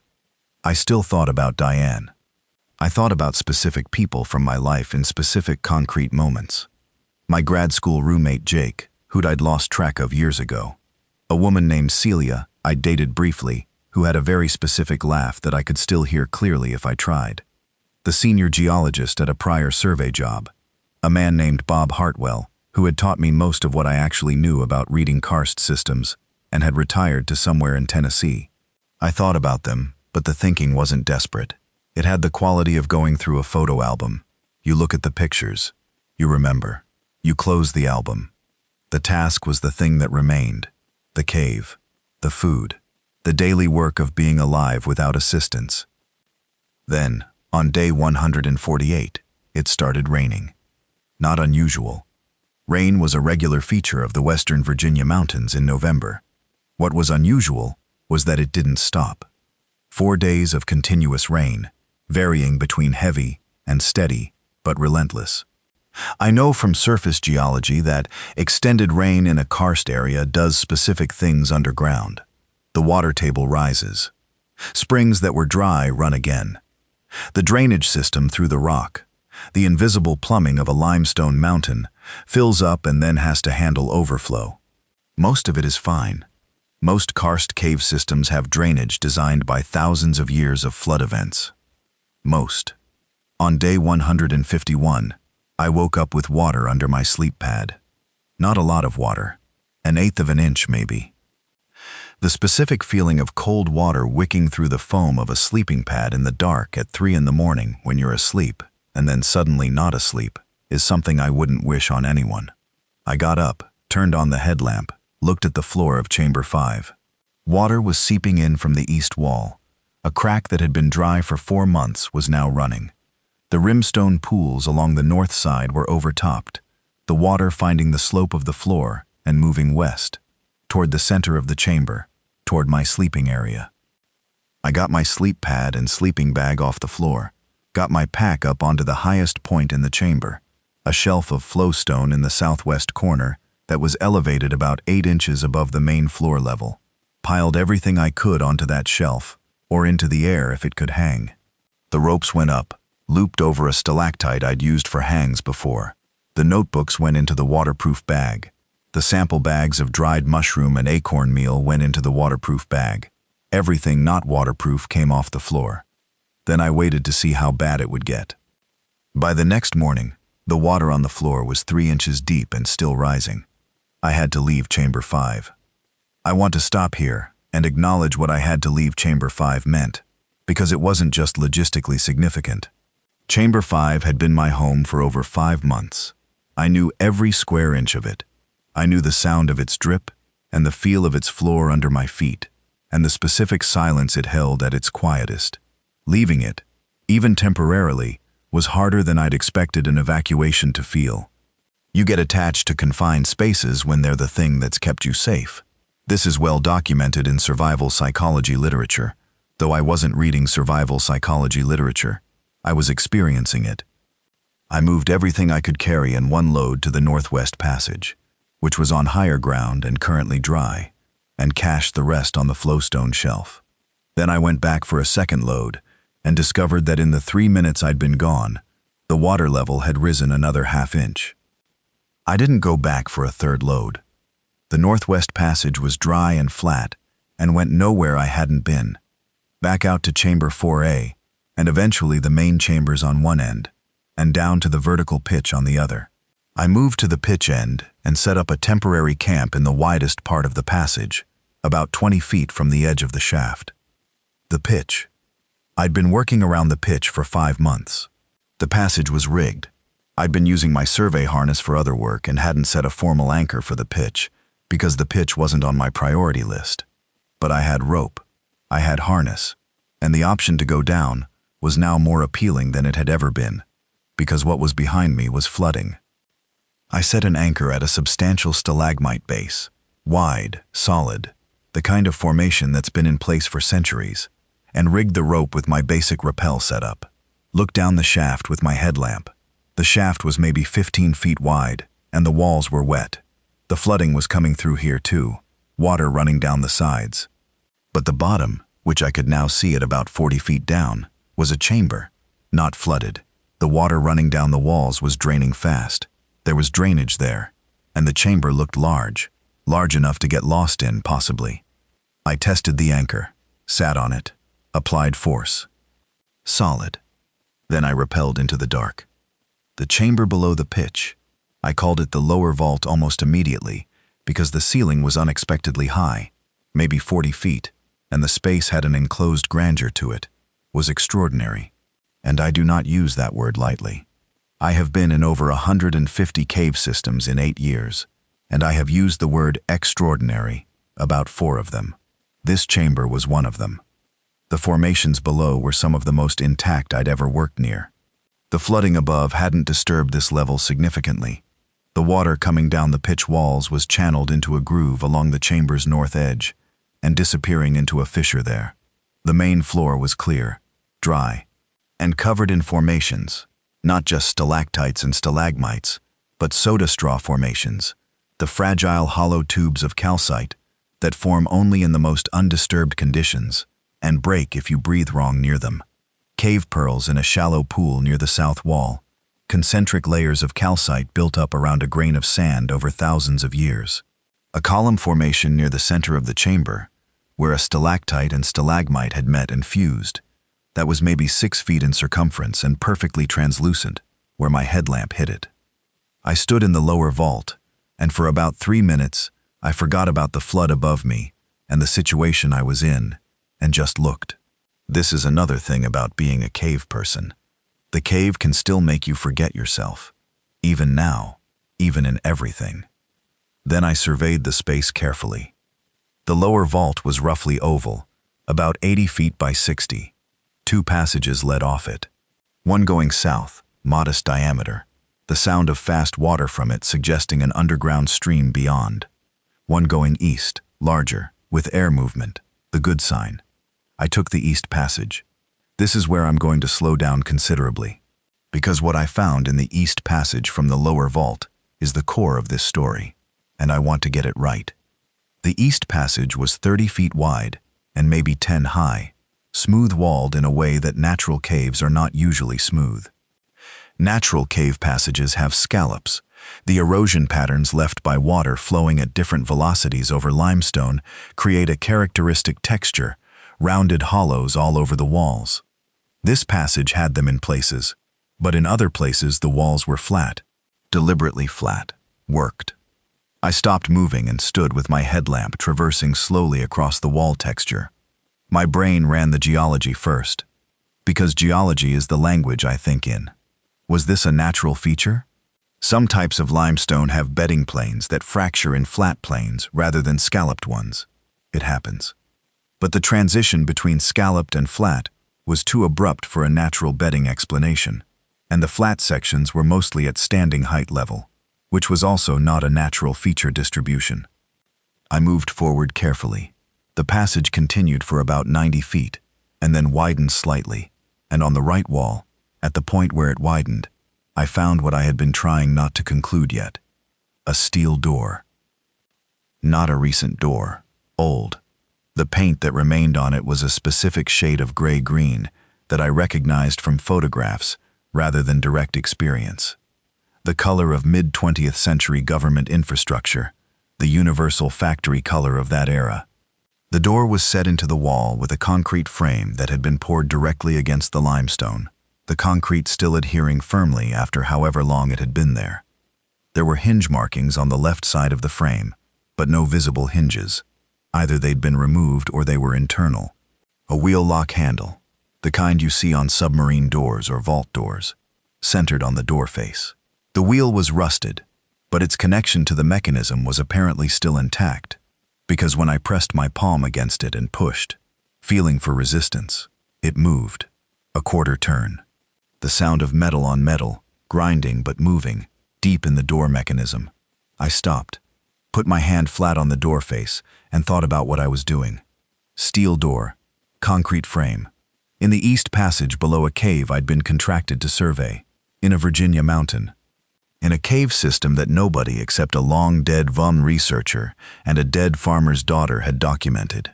Which meant whoever had put this door here had not filed any public documents about it, because those documents would have shown up in the archive folder alongside Alderson's survey notes.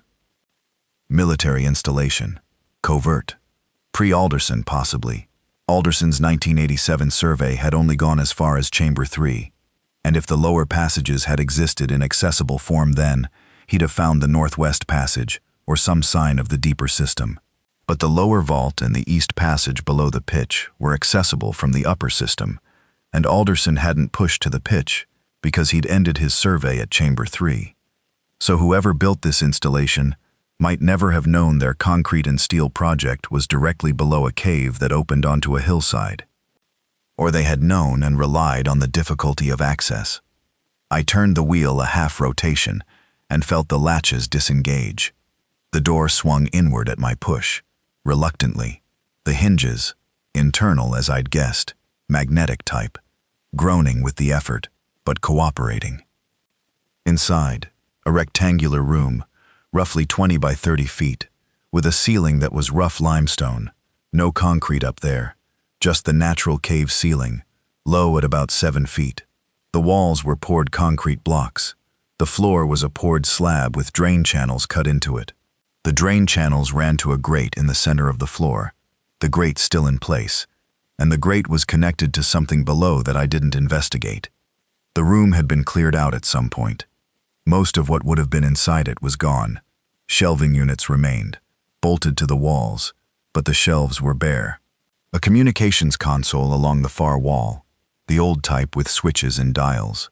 Everything long dead, cables cut or rotted, hanging loose. Whatever had been stored here had been removed, deliberately and thoroughly, except for what was in the corner. The corner to my right when I entered, the northeast corner of the room, had a section of wall where the concrete blocks had at some point separated at a joint, leaving a gap about 2 inches wide. Into this gap, pushed deliberately so it would stay, was a leather document folio, the kind with a zipper closure, brown, dried and cracked with age but intact. I took it out carefully. The zipper was still operable. Inside, a collection of papers in a state of relative preservation. The cave temperature and humidity had been stable enough to keep them from total decay, though the edges were brown, and some pages had moisture damage along the margins. The pages were typed, carbon copy style, multiple copies of each, the top copies showing original typewriter ribbon impression, and the subsequent copies progressively lighter, stapled sets. Some had been stamped with the kind of stamps that government documents from that era have, though many of the stamps were too faded to read. I sat on the floor of the room with my headlamp and began to read. I'm going to tell you what I understood from those documents, because the full technical text would fill another set of notebooks. What I understood, at the level I could read them. The installation was from 1962 or thereabouts.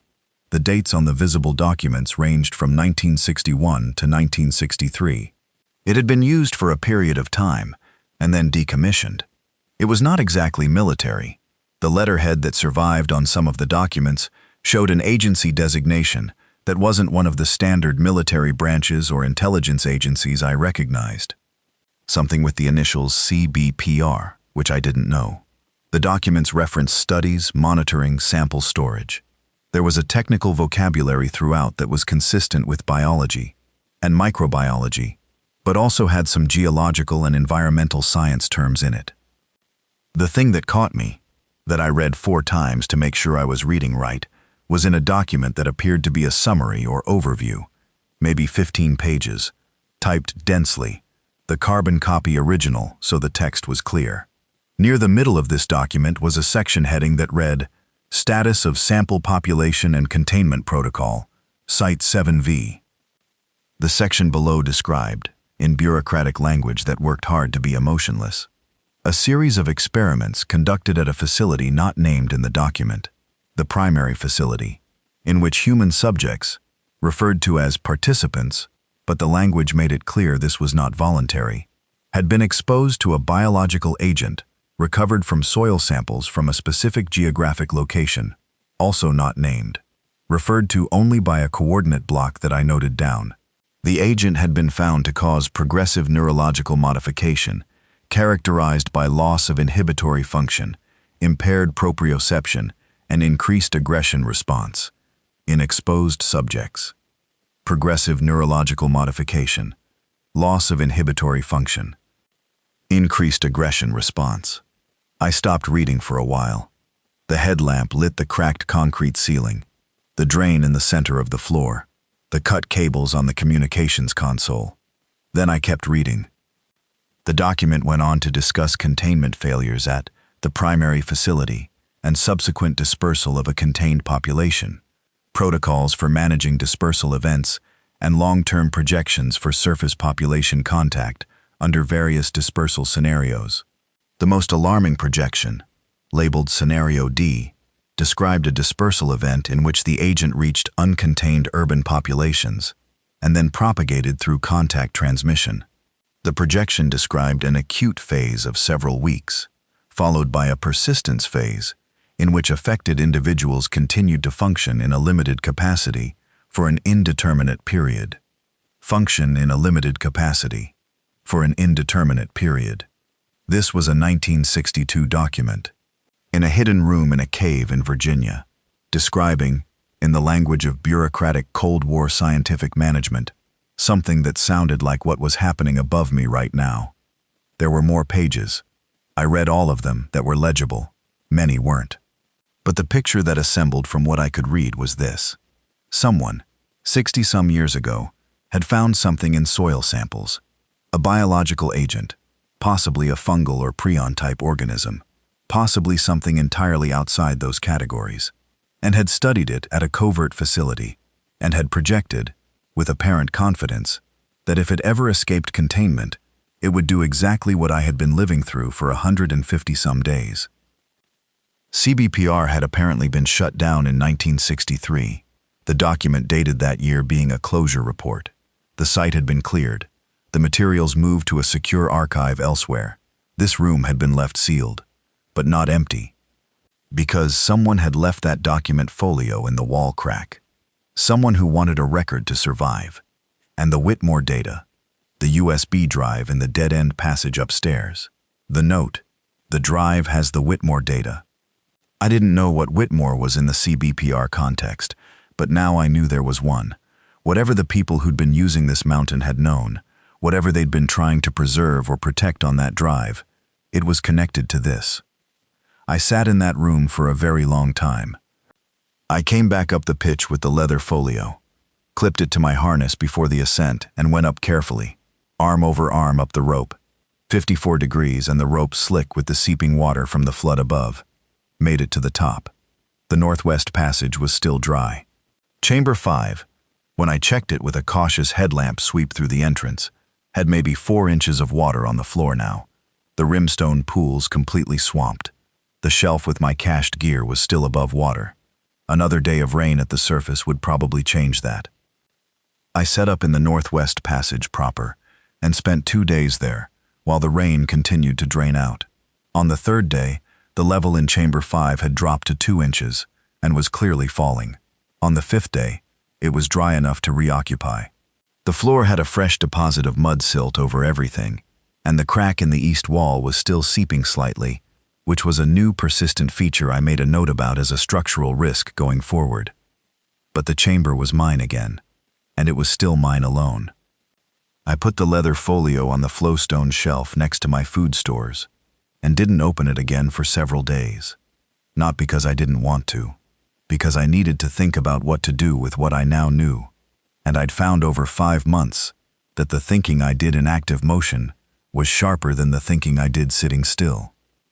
What I was turning over was this: the group of survivors who'd been using the cave and was now gone, who had left a USB drive with something called Whitmore data in a false bottom cache in a dead-end passage. What had they known? How much of the picture in that document folio had they had access to? The map on the note in the cache had deepest passage, written on it with an uncertain question mark. They had been looking for what was below, not certain it existed. If they had known what was below, if they had access to CBPR records or to whatever the Whitmore data contained, they would not have written deepest passage with a question mark. They were working from incomplete information. They were looking for confirmation of something they suspected but couldn't prove. And they had vanished before finding it. The weeks between the flood and day 190 were a period of careful, deliberate action that I'm going to compress, not because it was uneventful, but because the rhythm of it was measured and quiet, and the events were individual rather than continuous. Day 160. The south crawl crack was now wide enough for me to pass through without significant effort. I rigged a simple anchor at the top of the chimney on the far side, went through the crack, up to the ceiling of the small chamber, and spent 2 hours working a rope anchor into a natural horn of limestone at the chimney top. The chimney was 11 feet, roughly, and emerged onto a slope of the mountain about a third of the way up the bluff face, concealed by a heavy growth of rhododendron and a rock overhang. Standing in the rhododendron, I could see down the slope to the logging road and across to the adjacent ridge. A second exit, a real one, accessible from inside. The chimney top became my primary surface access point. Smaller, better hidden, faster to disappear back into if needed. Day 167. I found a functioning AM radio in the abandoned camp on the far ridge. Still checking the camp intermittently. Still empty.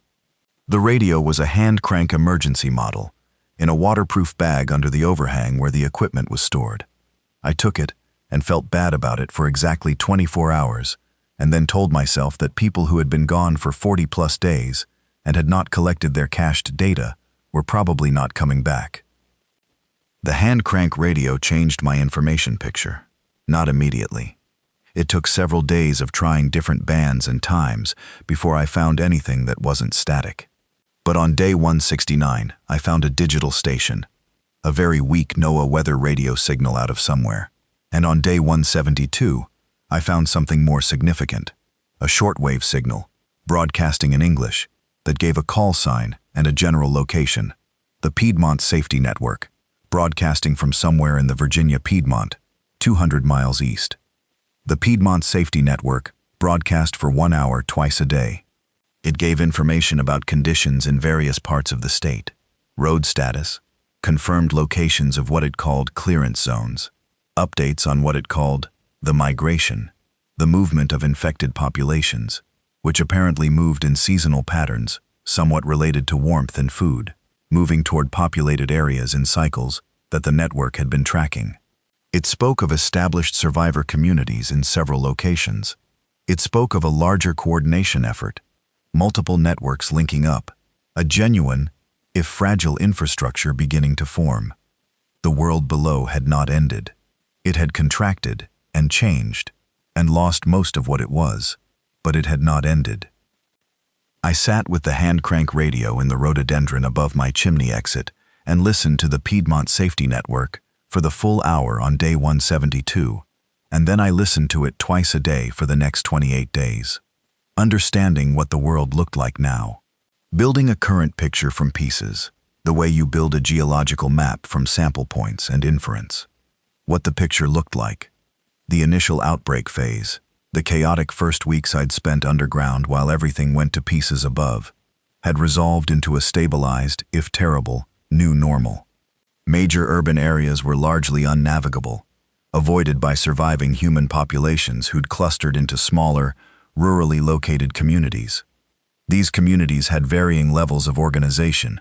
Some were formal, with leadership structures and supply management. Some were informal, small groups surviving day to day. The infected populations, the Piedmont Network called them actives, which was neutral and practical, and I appreciated that, still existed in large numbers, and were the primary danger in open terrain. But they were manageable in ways that the initial panicked broadcasts had not suggested they could be. They responded to sound, to warmth, to movement. They moved toward stimulation and away from its absence. In cold weather, they slowed down.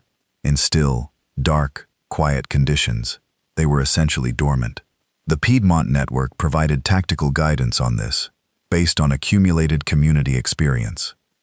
None of this was surprising, precisely, given what I'd observed in the cave. The infected individual in the far chamber, dormant in the dark and cold, eventually finding the light through the chimney and moving toward it. Consistent. The cave had been a useful laboratory. The documents in the folio also intersected with this. Increased aggression response correlated with stimulus. Loss of inhibitory function correlated with dormancy in the absence of trigger.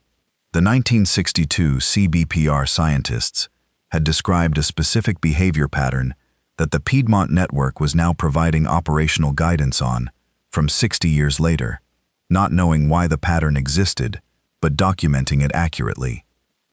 I thought about what that meant, about the fact that somewhere in a government archive, probably, the CBPR documents had been sitting for 60 years, whether anyone had connected them to what was happening now, whether anyone even knew CBPR had existed, whether the 4 people who'd been on this mountain with their USB drive and their cache and their map had known more of this than I did.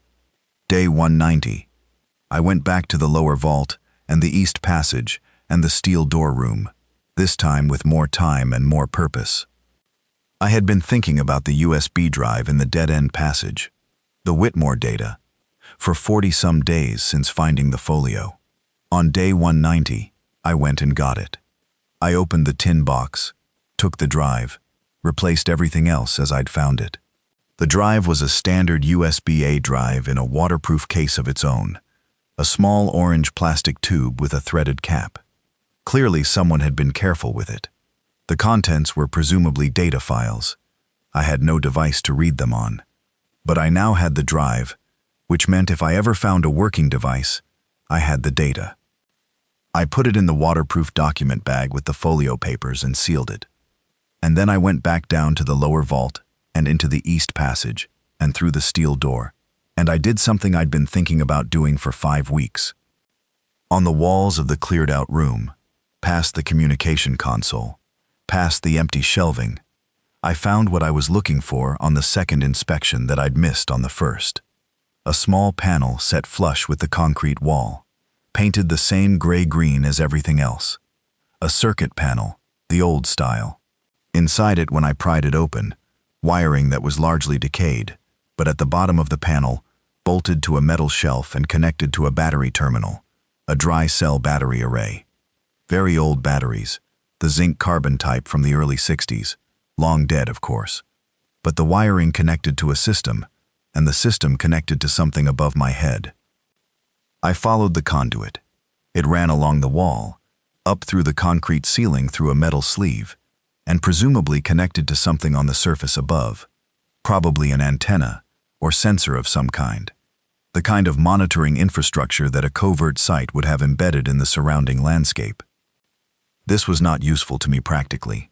I had no power to put into this system and no idea what the output would be if I did. But I noted where the conduit went, and I noted the direction, east-northeast, and I noted it as a potential piece of information about what was on the surface directly above this installation. Because on day 200, which was 10 days from where I was now, I was going to the surface. Not the main entrance, not the chimney. I was going to go to the surface, on the east-northeast slope, and see what was up there. And while I was up there, I was going to do something I hadn't done in 200 days. I was going to look at the world. I spent the 10 days between 190 and 200 doing what I always did, foraging, noting the cave, listening to the radio, maintaining my systems. The east drip gave me its 9th complete cycle on day 194, confirming my count. I ate the last of the pickled ramps on day 196 and set the jar aside, because glass has value. The mushroom season was largely done, but the weather had been mild enough that I'd found late-season oysters twice more, and the acorn stockpile was better than I'd expected when I'd started taking them seriously. Physically, I was reduced in a specific way. Thinner in the face and torso, which I knew from how my clothes fit, the belt now on the last hole that existed. But my legs were strong from constant movement through the cave and on the hillside. My eyes were adapted to low light in ways I'd never experienced before. I could navigate Chamber 4A and parts of the Northwest Passage without a headlamp by feel alone, and when I emerged into daylight through the chimney, I needed to shade my eyes for the first few minutes before my vision was usable. Mentally, hard to self-assess. I was functional. The log was still coherent. The mapping was still precise. My decisions were still logical. I had not talked to myself extensively, which I took as a good sign. I had developed specific rituals that I knew had the character of psychological anchors. The tally marks, the daily water check, the specific order in which I packed my day bag for surface excursions, and I was fine with having them. Rituals serve a function. What I was very alone. Not lonely in the acute way I'd described earlier, but alone in the way that had settled into my body as a chronic condition. The absence of other human beings had become my sensory baseline, and I occasionally caught myself thinking thoughts that were oddly abstract and disconnected, the kind of thought pattern that I associated with missing the friction of other minds. When you don't have to explain yourself to anyone, your internal logic starts to do things it wouldn't do if someone was in the room. You start skipping steps. You start assuming premises without testing them.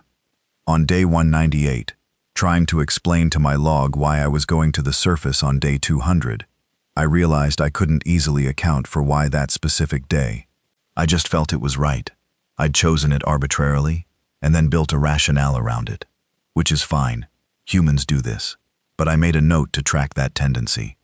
Day 200. I went out the chimney at 6 in the morning, before full light. November now, cold, 30 degrees, hard frost on the rhododendron leaves, my breath visible, and the air still enough that I was immediately aware of how much sound would carry. I moved up the slope from the chimney exit, angling east-northeast toward where the conduit above the installation room would emerge.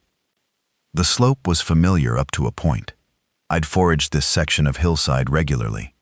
But above my usual range, the terrain changed character. The limestone bluffs continued, higher here, and the vegetation thinned because the rock was more exposed. I moved carefully, frost on the rock faces making the footing uncertain. What I found at approximately the location where the conduit should emerge, a section of hillside with an old cable running out of the rock, the cable encased in a metal sheath that had been partially exposed by decades of weather and erosion. The cable ran to a post about 40 feet further up the slope, just a metal post, rusted, 4 inches in diameter, going maybe 6 feet into the ground and extending 3 feet above it. At the top of the post, a stub of broken equipment. Something had been attached here and removed or destroyed. The anchor bolts were still in the post. Below the post, half buried in leaf litter and soil, a small equipment cabinet, the padlocked kind used for outdoor electrical enclosures. The lock was rusted solid. The cabinet was deformed by weather but not breached. Whatever was inside, it had been there since the installation was active. I spent 20 minutes trying to open that cabinet with my multi-tool and the rock hammer. Couldn't get it. The lock was rusted shut, not rusty enough to break, and the cabinet walls were too thick for the tools I had. If I had a pry bar, I could probably get it in 5 minutes.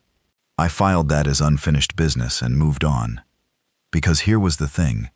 From the exposed bluff face near the cable post, looking east, I had a view. A real view.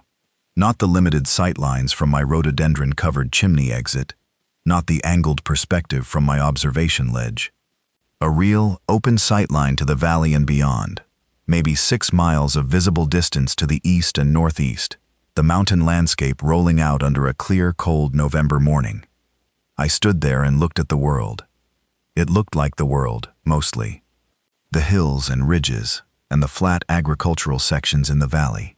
The sky was that particular deep blue that comes on still cold days. In the mid-distance, a small town. I thought I knew the name of it, but couldn't be sure from this angle. Maybe Galax or something adjacent. A water tower visible. Buildings. Roads. No visible movement at this distance, but movement would be hard to see from 6 miles. And then, closer, much closer, 2 miles, maybe 2.5, on the facing ridge across the valley from this mountain.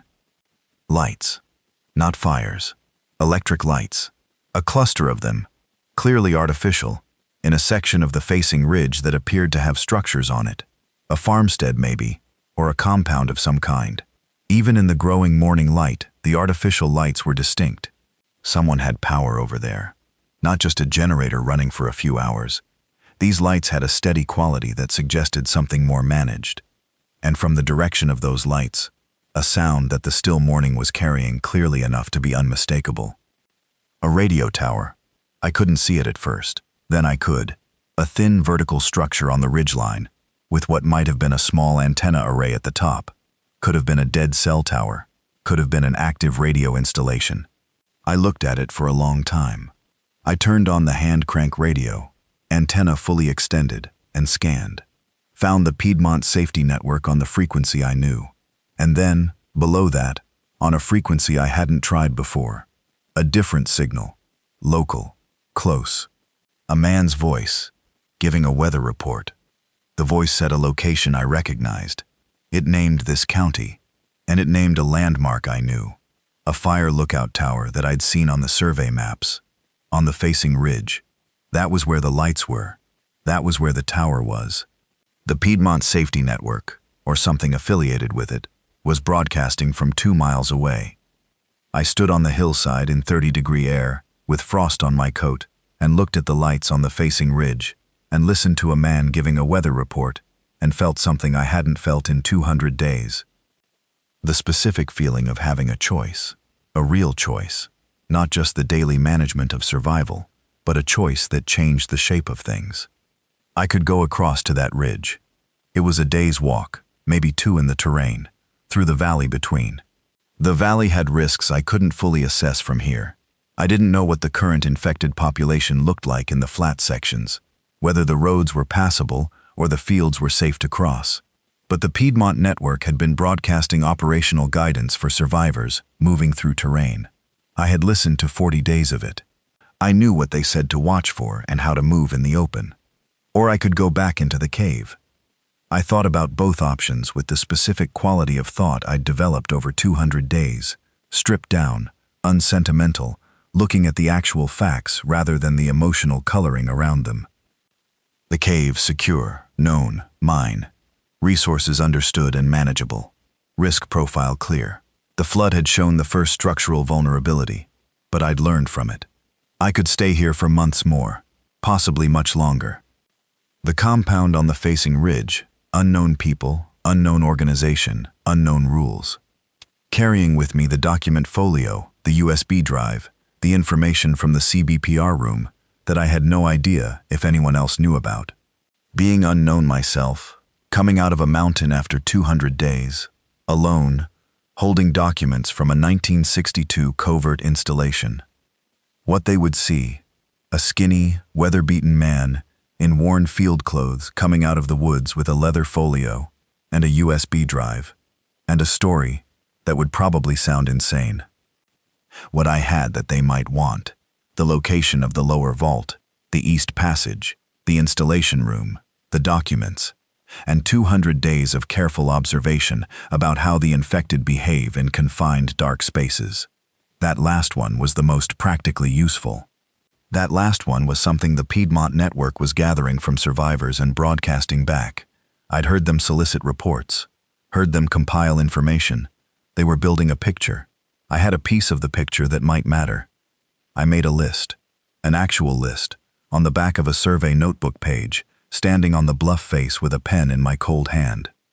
Reasons to go. Information value of CBPR documents. The Whitmore data, possibly very important to the right people. Ending solitude. The practical benefit of community resources. The possibility of learning about the 4 people from the camp on the far ridge. Reasons to stay. Security. Known quantities. No way to assess risk of the compound. No way to predict how they'd receive a stranger. The fact that the cave would still be there if the compound turned out badly. I kept coming back to one specific thing on the go list. The 4 people who'd been on this mountain. The group who'd been in the cave, who'd been researching something, who'd been trying to preserve data they considered important enough to cache in a rock crack, who'd disappeared from a camp that still had their supplies in it 40 days later. Were they at the compound? Had they made it there? Were they the reason there was a compound at all? Or had something happened to them on the way there? I didn't know. And 200 days of being alone in a cave had not changed the fact that not knowing was harder for me than the solitude itself. The voice on the hand crank radio finished the weather report and said, "If you're out there, and you can hear this, we're at the Ridge Station on Elk Knob. We're open to anyone moving through. Come in on this frequency first if you can, so we know to expect you. If you can't transmit, use the Southeast Trail. It's marked with orange tape. We check it once a day. Orange tape. Survey tape. The same kind I carry in my pack." I lowered myself to sit on the cold rock and held the radio in both hands and looked at the signal tower across the valley and thought about it for a while. Not panicking, not jumping, just sitting with it the way I'd learned to sit with hard things. The Southeast Trail off Elk Knob was probably 3 miles of open mountain terrain. In November, in the morning, in cold. 3 miles through potentially active territory with no backup and no way to call for help if something went wrong. And when I got there, if I got there, a group of strangers, with their own rules and their own organization, and their own assessment of what I was worth to them. I had the folio. I had the drive. I had 200 days of specific, careful observation about the behavior of infected individuals in controlled conditions, which was information with actual survival value for organized communities trying to manage movement and risk. I had a survey map of a cave system that included a sealed installation that no one else knew was there, which was, I didn't know what it was, what it might eventually mean, whether it was just an historical artifact of a Cold War program or something more significant. There was a second signal too. I hadn't mentioned the second signal yet because I was still trying to figure out what it was. On the way up to the bluff face, cutting through the area below the old cable post, I had seen something in the trees. Not lights, not movement, marks. 3 marks on a limestone outcrop about eye level, clearly made with a sharp point or a chisel. Shallow, not old. The white of fresh limestone against the gray weathered surface. A triangle shape, equilateral, about 4 inches on a side. Under it, 2 parallel horizontal lines. I'd stopped and looked at it for a minute. We moved on, seen another one, similar, maybe 200 feet further up the slope. 2 triangles this time, 5 horizontal lines, still parallel. Not random graffiti, too precise, too repeated, too deliberately placed at eye level, along what was essentially a clear line of travel up the slope. Someone had been moving up this mountain recently and had been marking their route, but not with orange tape, different marks entirely, and heading in a different direction from the compound on Elk Knob. These marks were going up, further up the mountain, toward the summit area. 2 signals, one obvious, broadcasting on radio, with orange tape on a trail, welcoming survivors. One quiet, marked in stone, heading a different way. The Piedmont Safety Network people on Elk Knob, with their electric lights and their weather reports. And someone else, moving up this mountain on an unmarked route, leaving marks that read like a personal code. I sat with the radio in the cold and let the broadcast run its next cycle. The man gave road conditions on Route 58, which was apparently passable in several sections. He gave weather, frost tonight, clearing by afternoon. He gave what he called a net update, coordination between 3 local survivor stations, supplies moving between locations, a request for anyone with medical training to make contact. Then, one more thing. We are still looking for a group that came through this area about 6 weeks ago. 4 people. They were believed to be heading toward Pell's Ridge. If anyone has seen them or knows anything, please make contact. Their names were Jerry, Colby, Donna, and Ray. I turned off the radio. Jerry, the name on the note in the tin box. If you're reading this and you're not Jerry, stop. Jerry had been part of the 4-person group. Jerry or someone in his group had put that cache in the dead-end passage. The Elk Knob compound was looking for them, which meant the compound and the 4-person group had a connection, probably that the group had been doing work on behalf of the compound or in contact with it. And they had disappeared 6 weeks ago. I'd last seen activity from them at day 91. If it was now day 200, that was 109 days of nothing from Jerry, Colby, Donna, and Ray. The Elk Knob compound had started looking for them 6 weeks ago, which meant they were known to be missing for 6 weeks, but the actual disappearance was longer than that. Where had 4 people gone? I looked at the marks on the limestone, the triangle marks going up the mountain.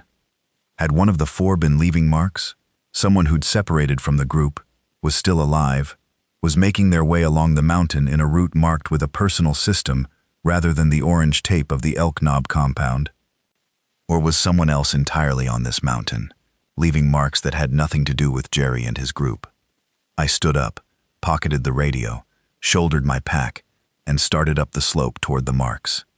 300 feet further up, the marks stopped. Just stopped. The last one was a single triangle, smaller than the others, placed low on a rock face as if hurried. Below it, on the ground, a piece of something, a torn section of fabric, gray-green, caught on a thorn bush, not large, the size of a fist. I looked up the slope above, where the marks ended. The mountain steepened considerably here, becoming a real climb rather than a walk. The summit area above was forested and rocky, and from here, I could see what appeared to be a natural rock chimney or overhang system near the summit, the kind of place where someone might shelter. I did not go up there that morning. Here is why. I had been alone for 200 days, and I had survived by being careful. Being careful meant not doing things impulsively, even things that felt right. It meant stopping, thinking, returning with a plan. Someone had left marks going up this mountain, and the marks had stopped. The stopping could mean a lot of things. Going up impulsively to investigate, alone, with no backup and no certainty about what I'd find, was not careful. I went back to the cave. But first I did one thing. At the limestone outcrop where I'd seen the first triangle mark, I added my own.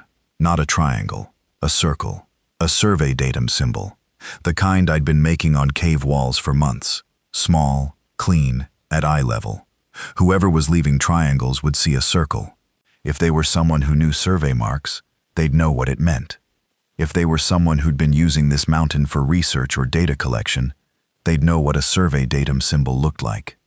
It wasn't much of a message, but it was a message. The first one I'd sent in 200 days, to anyone. I went back down the slope, through the rhododendron, down the chimney, into the cave, into the northwest passage, into chamber 5. Set my pack down, took out the notebook, and made the day's entries. Recorded what I'd seen, what I'd heard on the radio, the marks, the triangle below the summit, the piece of fabric. The choice in front of me, the radio call asking about Jerry. Then I sat in the dark for a while, headlamp off, cave temperature, the drip of the east formation in its familiar rhythm, and let my brain do what brains do in the dark after 200 days of this particular kind of living. I thought about Jerry, about 4 people on a mountain with a hard-sided case and a cached USB drive and a map that had "Deepest Passage" written on it, about the CBPR room below me, and the 1962 documents, and the 60-year gap between someone describing progressive neurological modification in clinical language and someone living through the result of it. About the person or thing who'd been in the far chamber, slow breathing in the dark, eventually finding the light and climbing out. About what the cave had been and what it was now. To me, not just shelter but knowledge. A body of information about a system that had turned out to be more significant than any routine survey contract. About the woman whose voice I'd never heard but who the Elk Knob man had listed third. Donna. 4 people, 2 months ago. The last one seen somewhere near this mountain, and one of them maybe on the summit, making marks in stone. Or maybe not. Maybe the marks were something else entirely. Maybe whoever left them wasn't connected to Jerry at all. I could go to the Elk Knob compound and tell them what I knew and let them sort it out. They had people. They had organization. They had the signal tower and the orange tape trails and a man who gave weather reports and sounded calm. I could go up the mountain first and check the summit before deciding anything else. I could stay here, in chamber 5, in the 54 degrees, and the dark, and the drip. I sat with all 3 options. What I knew about myself, after 200 days of very close acquaintance, I couldn't stay without knowing. The not knowing about the marks was already working on me, the way the wind column sound had worked on me in the early weeks, before I'd found its source. I would lie in this cave and think about the summit and the fabric on the thorn and the triangles on the limestone until the thinking made me useless for everything else. So the order was, summit first, then the decision about Elk Knob. 1 step at a time, which is actually how you move through cave systems too. You don't think about the whole route. You look at what your headlamp can show you, which is maybe 20 feet, and you go to the edge of that 20 feet, and then you look at the next 20. I turned on the headlamp, took out the survey notebook, started a new page. At the top of the page I wrote, Day 201, Objectives, and I started making a list. The cave around me dripped its particular rhythm in the dark.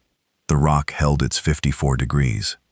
Somewhere above, the valley waited with its 2 columns of smoke and its electric lights on Elk Knob and its 6 weeks of looking for 4 missing people.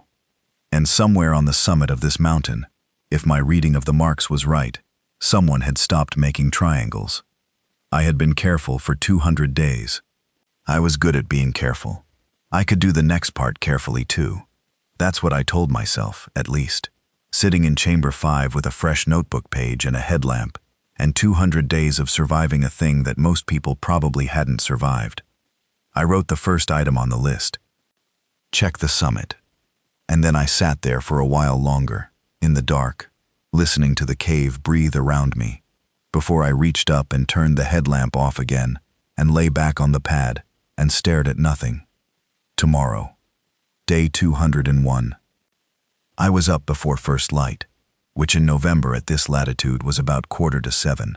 I'd reorganized my pack the night before, stripped it down to what I actually needed for a summit approach and back, left the folio and the USB drive in the waterproof bag in Chamber 5. If something happened to me on the surface, I didn't want what was in that bag floating around for anyone to find without context. I took water filter and 1 liter already filled, a day's worth of food, mostly acorn meal in a bag, 2 of my last 4 energy bars, the hand crank radio, antenna stowed, the headlamp and 1 spare battery set, the fixed blade, the rock hammer, because the rock hammer had become as much a part of going outside as my coat, first aid kit, the multi-tool, 50 feet of rope coiled at the top of the pack, for the summit rocks if needed. Up the chimney at 6:50. The frost from yesterday had thawed, the morning warmer than expected, mid-40s, overcast, a light wind from the west that put the temperature down effectively, quiet. The valley below was hazy. I found the first triangle mark and followed them up slope. The marks continued past where they'd stopped yesterday. I'd been wrong about the last one. There were 2 more above it, which I'd missed because I'd been looking ahead rather than at the rock faces at eye level. The marks led upward through a section of steep broken rock, hands needed, the kind of scramble that's not dangerous if you're deliberate and very slow. I went slow, tested every hold. The summit rocks above me came into clearer view as I climbed, a cluster of limestone outcrops, natural shelves and crevices, the kind of feature that maps as a summit area rather than a single point. The last triangle mark was at the base of the main rock cluster, cut deeper than the others, 3 lines under it instead of the graduated count I'd seen on the lower ones. I stopped at the last mark and spent 5 minutes just listening. Wind in the oaks at the summit edge, my own breathing. Below me the mountain, the valley, the distance. And then, from somewhere in the rock cluster above, a sound. Not an infected individual sound, not the slow dragging breath from the far chamber. A sound with specificity to it, the particular scrape of something being moved deliberately, something being set down on rock. I went up the last section very slowly, over a ledge, around a column of limestone, through a low gap between 2 blocks. In a natural hollow at the summit, open to the sky on one side, sheltered on the other 3 by rock, there was a person, sitting with their back to the largest rock face, knees drawn up, in a sleeping bag that had seen significant use. A woman, older than I'd have guessed if I'd been guessing, maybe 60 or so, with close-cut gray hair, and the specific look of someone who had been outdoors in rough conditions for weeks. A pack beside her, organized and compact. In her lap, a notebook, open, a pen in her hand. She looked up when I came through the gap and she did not look surprised. She did not look afraid. What she looked was measured, in the way that people who've been through enough stop having the immediate reaction face and develop a sort of steady-state assessment expression. She said, "The circle." I said, "The triangles." She looked at my coat, the survey contractor logo, faded but still legible, on the chest pocket. VMI, Virginia Department of Mines, Minerals, and Energy. She looked at it, and her expression shifted slightly. Not surprise, more like something falling into place. "You're a surveyor," she said. Am. I was doing the Pels survey when all of this started. She nodded slowly. Pels. Jerry said Pels went down. I had about 20 things I needed to ask. I sorted them and found the first one. "Are you Donna?" A pause. A breath. Something moved across her face that she controlled before it fully arrived. "I am," she said. "The Elk Knob compound is looking for you," I said. "They've been looking for 6 weeks." "I know," she said. "I know they are." She didn't say anything else for a moment. I stood in the gap in the rocks with the cold wind and waited. "How far did you get in the cave?" she asked. I thought about what to tell her. About how far I'd gotten.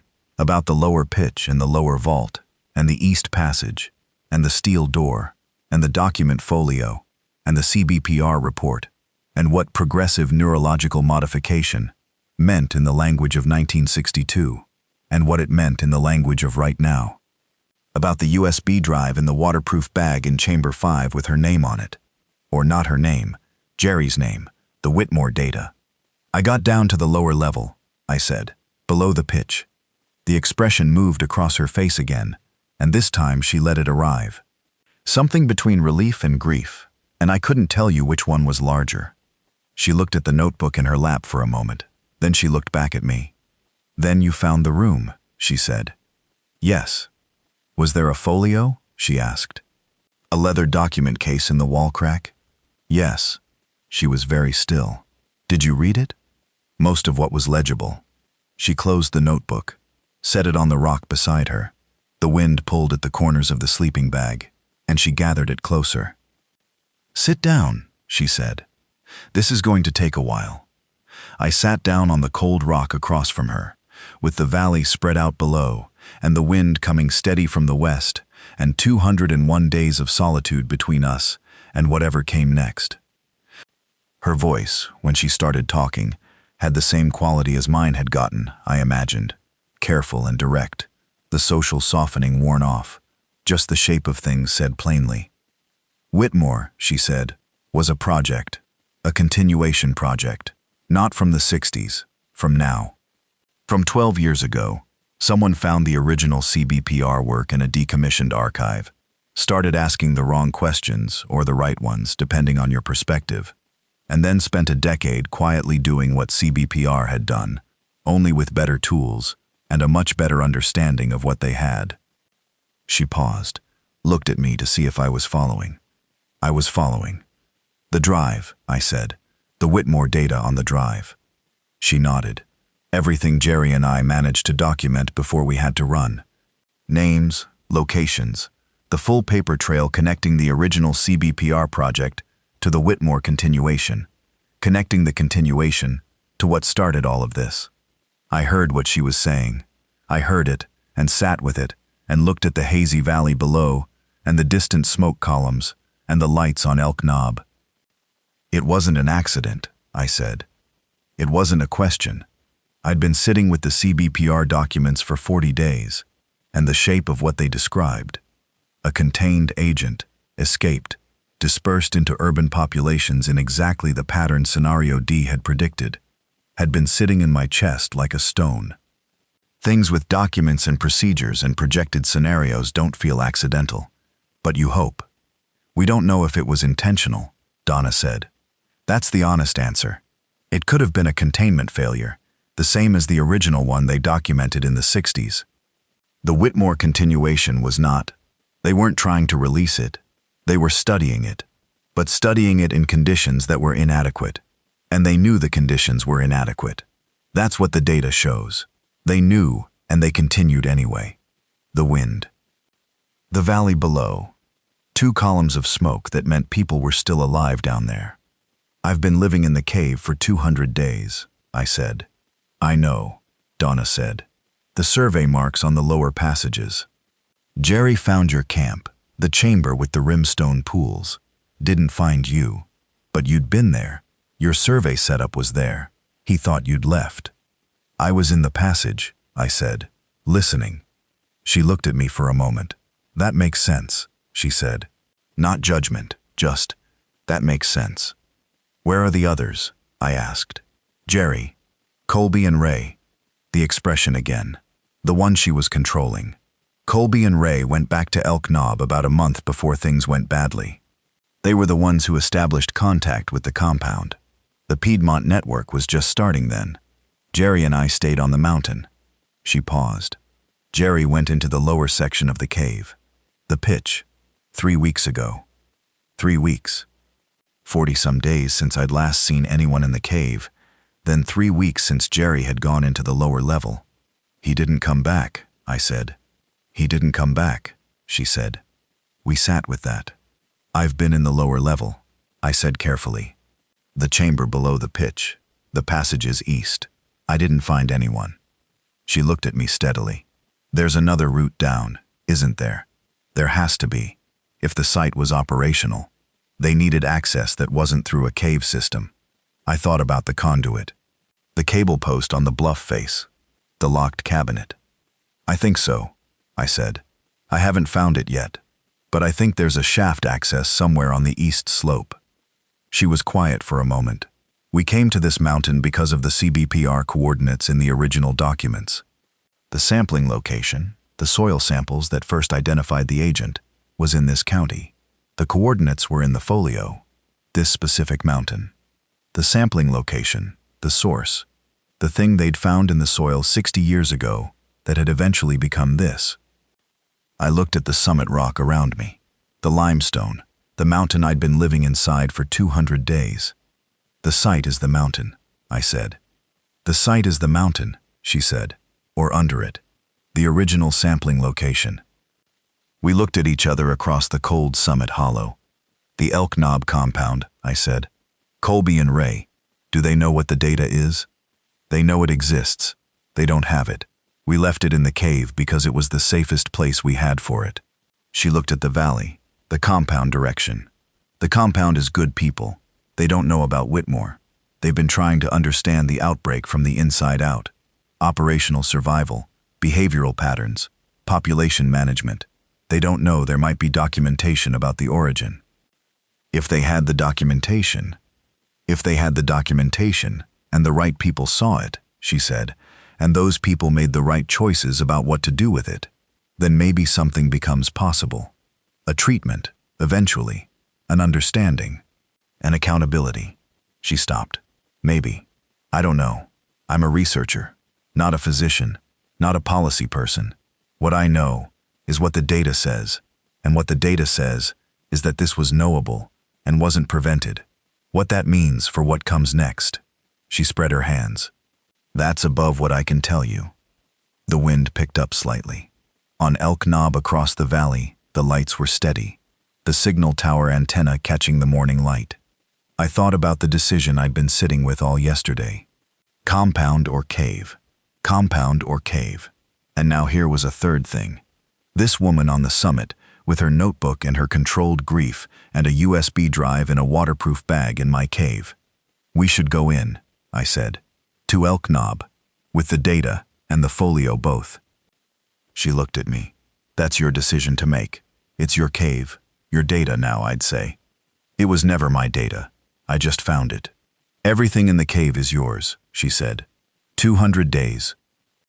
I thought about Chamber 5, and the tally marks, and the East Strip, and the acorn meal, and the cave crayfish, and the way I could walk the Northwest Passage in the dark without a light, the lower vault with its soda straw formations, the steel door opening inward, the drain in the floor.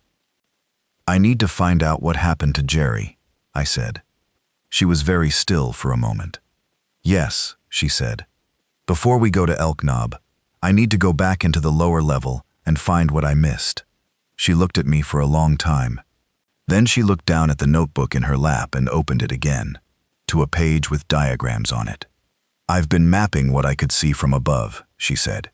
The east slope drainage, possible shaft locations. She turned the notebook so I could see. I think the operational entrance is here. Her pen indicated a point, about 300 feet below the summit on the east face. There's a depression in the rock. I couldn't get to it alone. I looked at the diagram, added what I knew of the cave geometry below, the installation room, the conduit direction, the layout of the lower vault. The confluence made geometric sense. I have rope, I said. She closed the notebook. How long will it take to get to the lower vault from the main entrance? She asked. 40 minutes, maybe 35 if we move well. She started gathering herself up from the sleeping bag, unhurried, the careful movements of someone managing pain in joints that had spent too many nights on cold rock. Then we should go, she said. I stood, extended my hand to help her up, which she didn't need but accepted. We went over the summit ridge together, and the mountain was quiet around us, and below us, the cave waited in its particular darkness, and somewhere in that darkness, I didn't know where yet, but I would find out, was the answer to 3 weeks of Jerry's silence. And after that, the valley, the compound, the choice. The cave had kept me safe for 200 days. Now, I was going back in with company, which was a different thing entirely. Different weight to the dark. Different sound to the silence. I went through the rhododendron and down the chimney first, and felt the familiar cold of the cave come up to meet me as I descended, and held the rope steady while Donna came down behind me. Her headlamp caught the chamber walls. A different headlamp than mine. Different color temperature. Yellower. And I saw chamber 5 through it briefly, as if for the first time. It looked like home, which was the truest thing I can tell you. And I turned to lead the way deeper, into the northwest passage, toward the pitch, toward the lower vault, and whatever we hadn't yet found. The cave received us both. The drip in chamber 5 ticked its familiar count, oblivious.